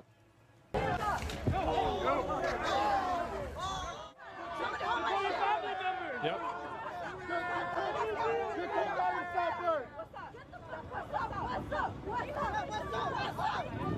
Yep.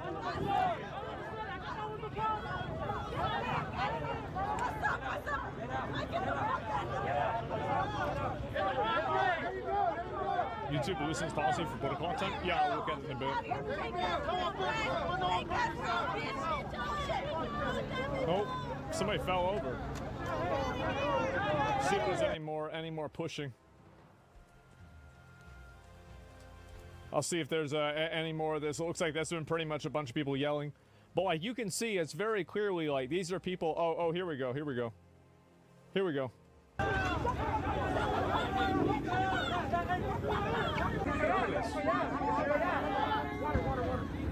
at this. Jesus. And this is what happened. This is what happened. This is what happens when you don't have police. Yeah, I guess it was mace. Yeah, well, it could have been a second instance where it happened that wasn't there. Yeah, this pathetic. Yeah, and they're all doing this like small woman too. Like there's no again, there's no level that these people won't stoop to. Yep. Where you at?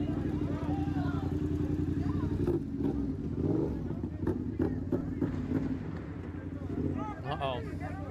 Where is she?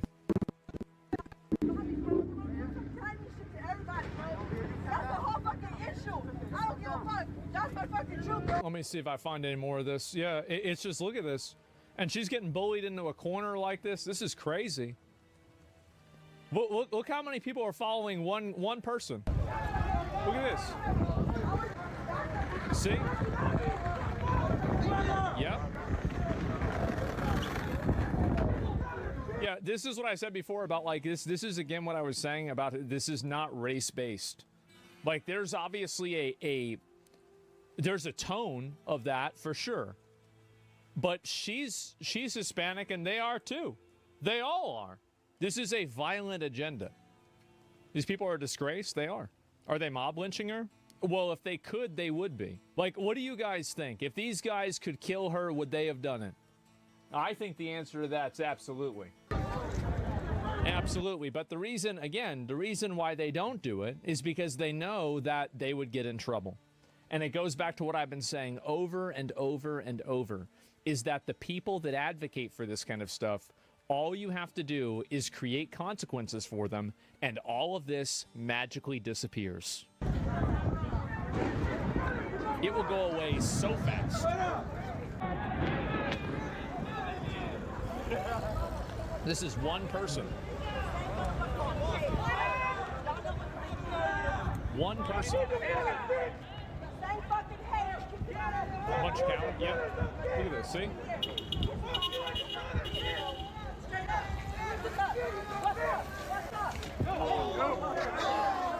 Yep. Jesus. Straight up, yeah. She really brave? Yep. Don't ever let people hoodwink you into some bullshit race war shit. No, these people that there are, and by the way, this is how the majority of people feel, but they're afraid of speaking out because they're worried that they'll get attacked like this. That's the thing. They're afraid of this. This is the reason why these people complain about the police so much. The reason why they complain about the police is because they want to be the police. They want to be the ones that get to enforce their rules and their worldview on other people. Just what we needed. A literal dumpster fire. And then we have, bro, this guy, oh my God. Just so we're clear, the FBI needs no one's permission to enforce the Constitution. My responsibility is to the American people, not to political punchlines. LA's under siege by marauding criminals and will restore law and order. I'm not asking you, I'm telling you. Then do it and put them in jail. That's the problem. More peaceful protests. I don't know why Trump set all those cars on fire. It's pretty fucked up. This is also what's happening in LA.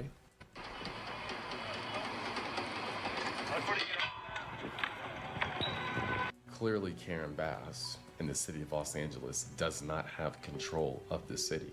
And if they don't have control of the city, well, they can't help protect ICE and allow ICE to actually do their jobs. So yes, the National Guard, and it looks like even the Marines might need to come in and make sure ICE is protected and can continue to do their jobs. Because remember, what they said is they're not going to work with ICE. So ICE needs more help since the local government is not going to work with them.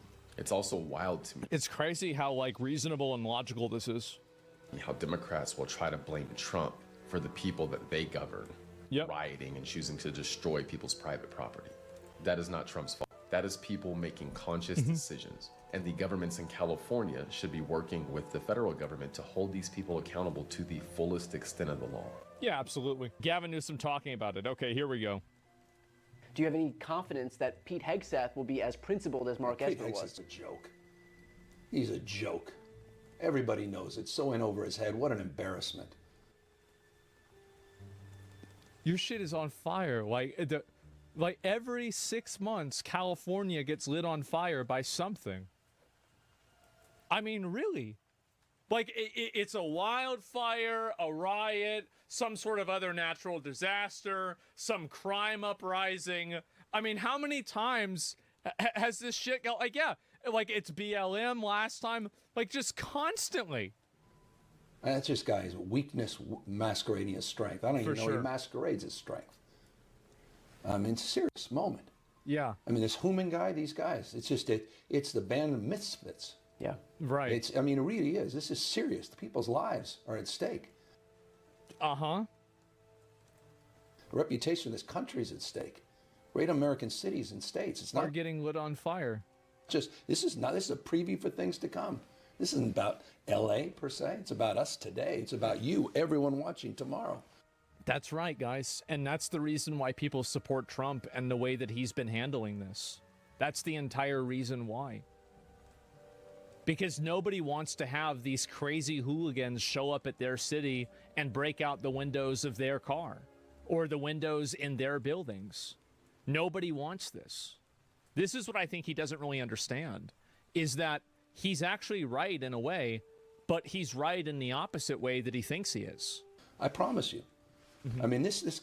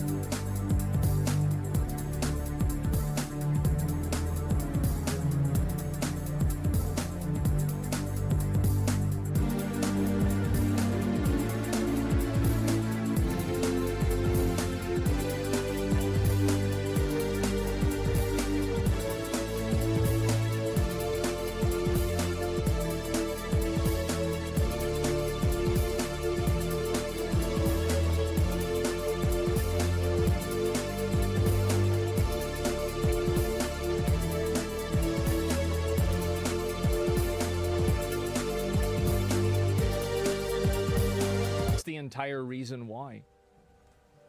Because nobody wants to have these crazy hooligans show up at their city and break out the windows of their car or the windows in their buildings. Nobody wants this. This is what I think he doesn't really understand, is that he's actually right in a way, but he's right in the opposite way that he thinks he is. I promise you. I mean, this guy's unhinged. Donald Trump is unhinged. He's crazy right now. And this is just another proof point of that. For Do you sure. have any confidence that... For sure. He's the one that's crazy. Definitely. And this was from 28 minutes ago. Oh, my God.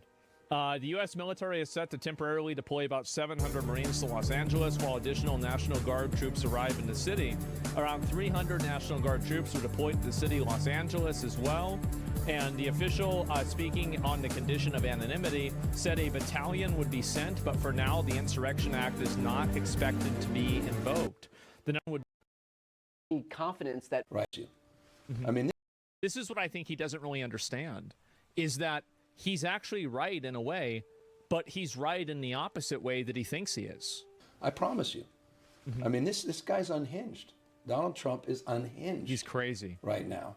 And this is just another proof point of that.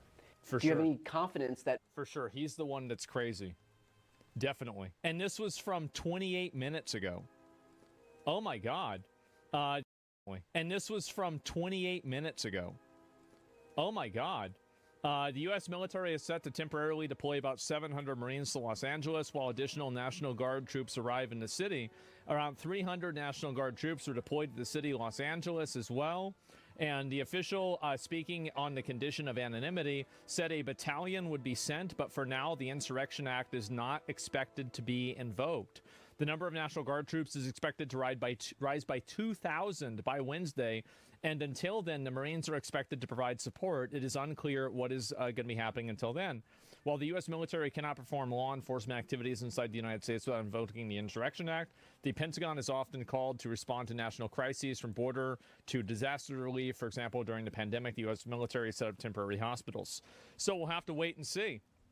It's a show of force. Yeah, exactly. Invoke the Insurrection Act, Trump. Grow up here and do it.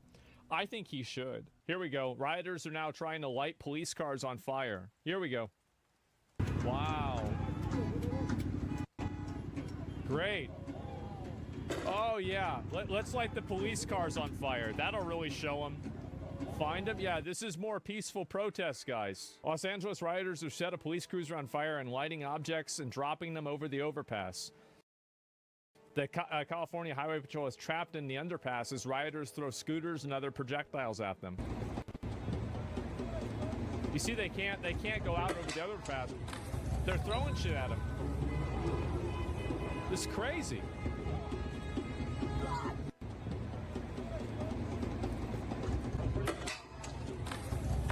Jesus. They're getting spawn camp? Yeah. Basically, right? What does secede mean? People, and people wonder why you advocate for harsh prison sentences. Yes, keep in mind, I'm the one I'm the psychopath. I'm the crazy one. When I see this and I think, hey, there's something that we should do about this. And this is, again, you know.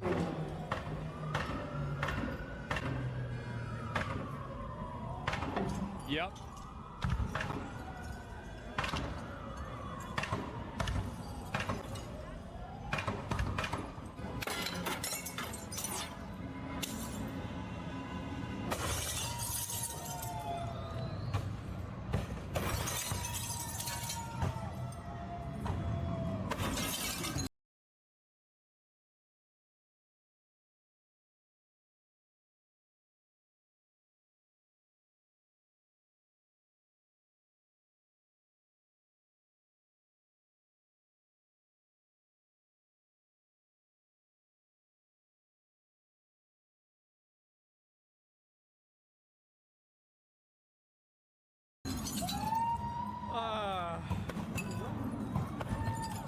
Jesus. This is crazy.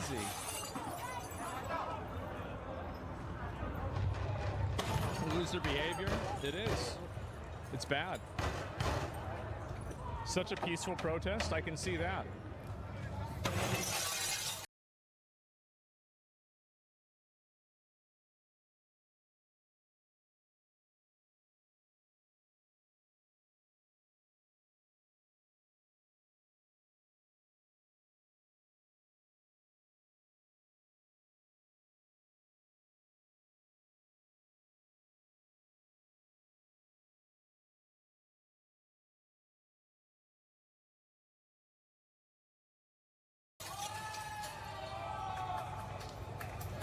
man.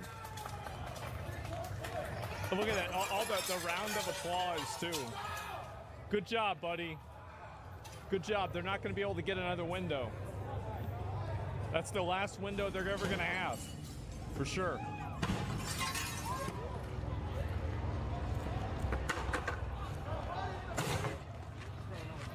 Tax money? Yeah, this is your tax money. Man. Jesus. Just absolutely destroying everything, man. It is insane what's going on with this. Tear gas being deployed as protesters clash with police. And News Nation is tracking the unrest in LA County tonight after sweeping raids from immigration and customs enforcement officers today.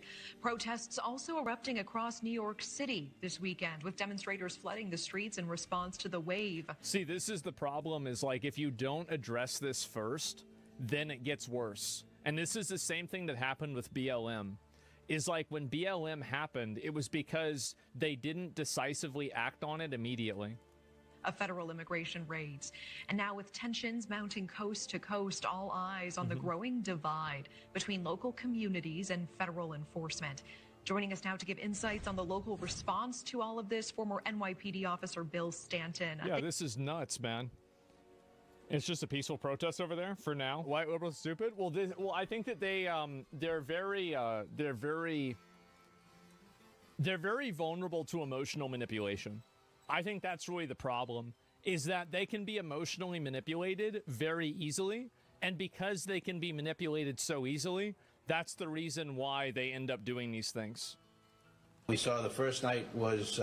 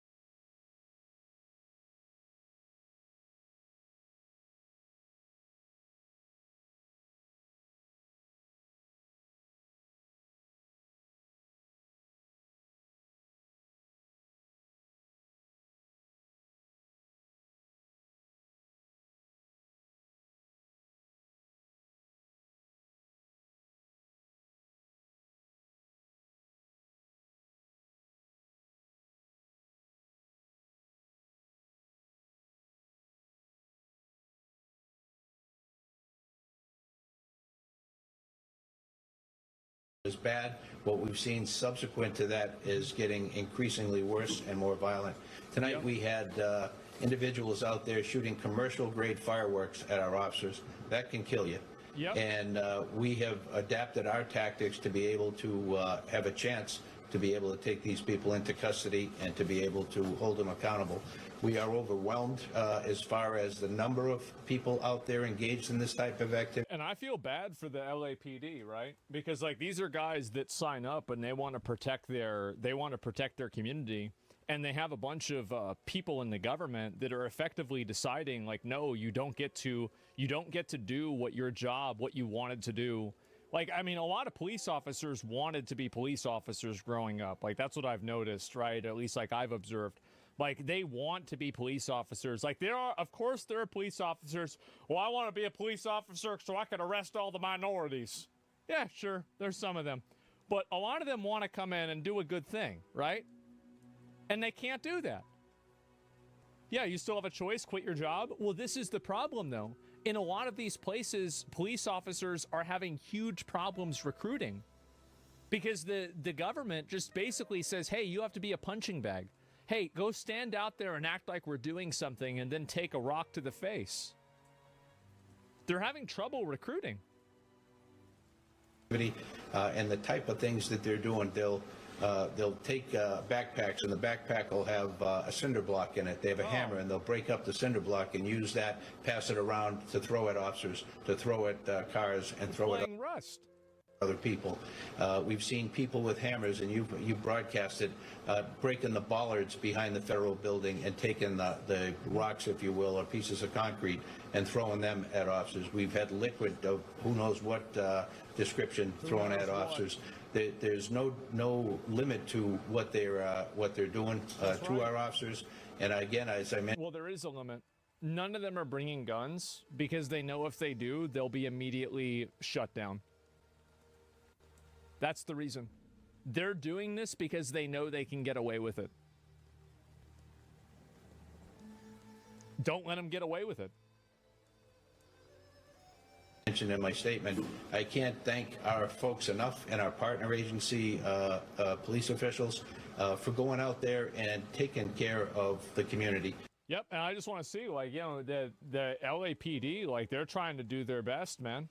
They are. They're trying to do their best, but they can't do anything else. Why don't Democrats use the term illegal aliens? Because they intentionally obfuscate the line between legal and illegal aliens in order to achieve a political gain.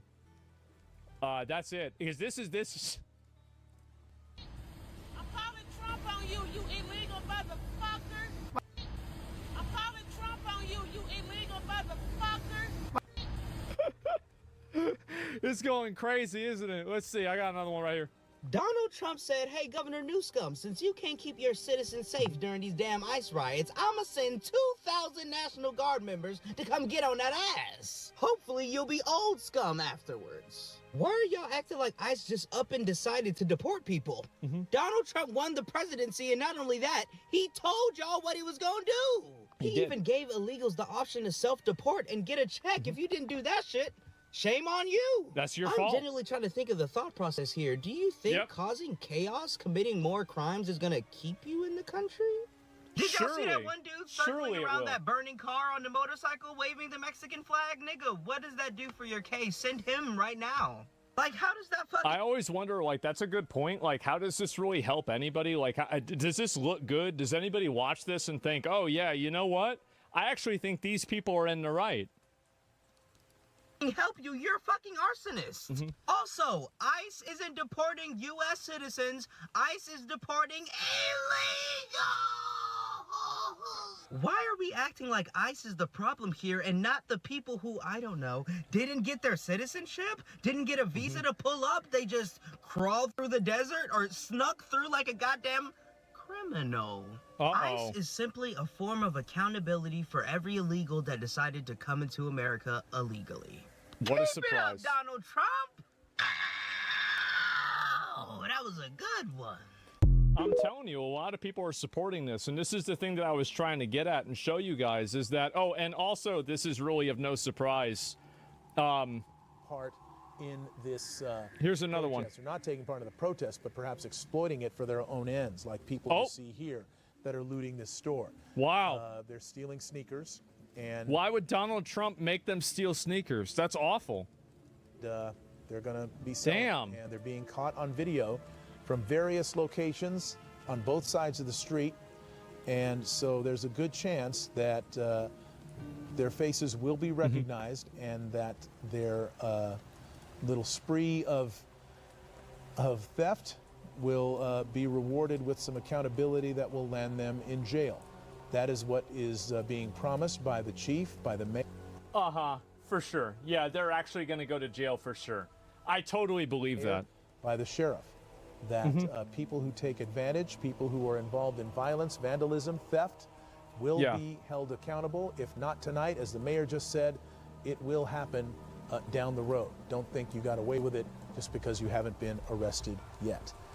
I think they got away with it. Yeah. Yeah, I think that they did get away with it. Absolutely. And what is this here? We have a disagreeer and arguer. Let me read this. This guy's a hypocrite. So what are you unhappy that I'm saying? By the way, you're not mad at me because I'm involved with politics. You're mad at me because I'm disagreeing with your politics. If I was agreeing with you, you'd be happy. Oh, here, wow. You guys, they're looting. Can I get a new pair of shoes too?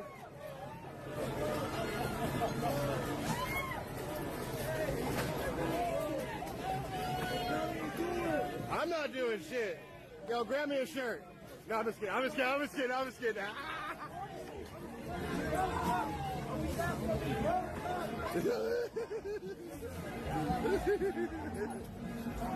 Man, let me just get a shirt up in here, dog. I'll watch your bike. Yeah, I got you, bro. Man. Hey, whoa, bike. They're trying to steal his bike. Bro, they're just trying to go out with anything. It's like if it's not bolted to the ground, it's gone. No, not me, guys. It's embarrassing, it is.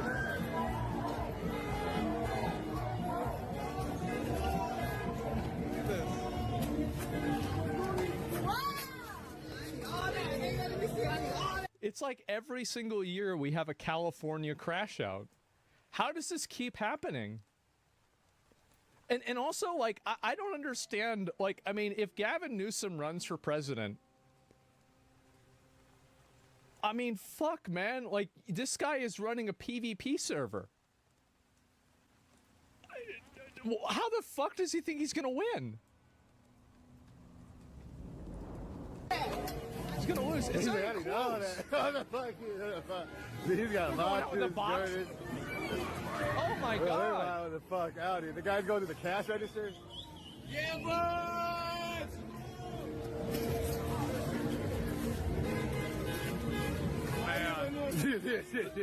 They actually, bro, you're right. They're loot boxes, man. Actual loot boxes.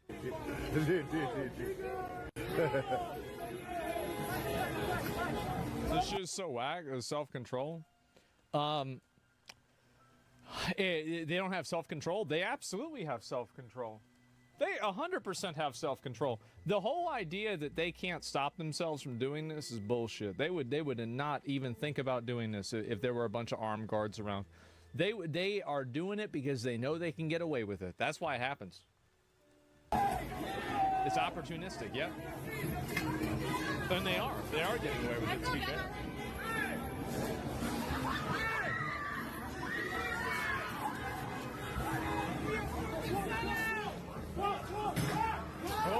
Oh, there it is.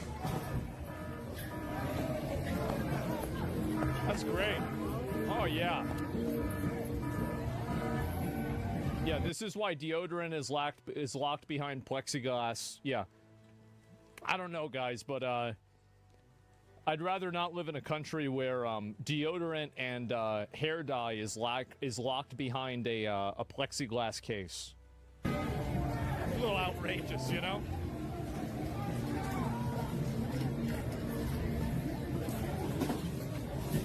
Hey!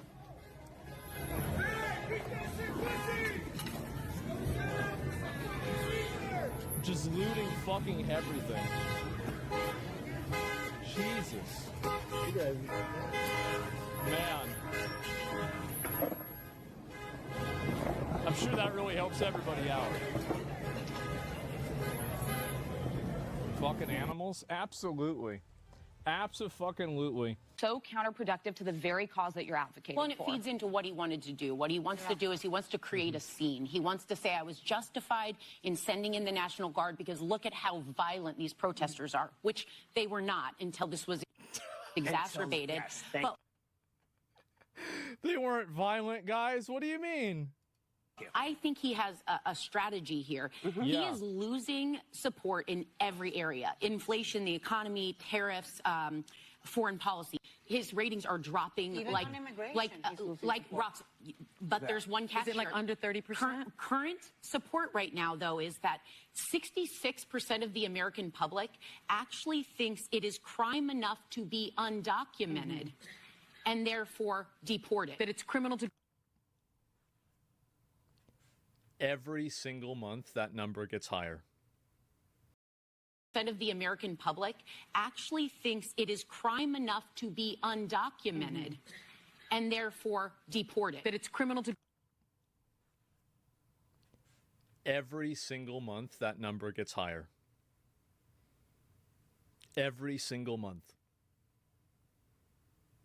And it doesn't matter how many of these things that they go and these yapping Karens keep doing, it's just getting higher. Be undocumented? Yes, it is not. You know how the disagreement was in the beginning? We were told it was going to be violent criminals, and I think everyone at this table would agree. Yeah. Haul out violent criminals. No, you didn't agree. You actively fought against it constantly. You tried to compromise it, argue about it, act like he wasn't going to do that. And also, by the way, I don't know about you guys, but that was never the line for me.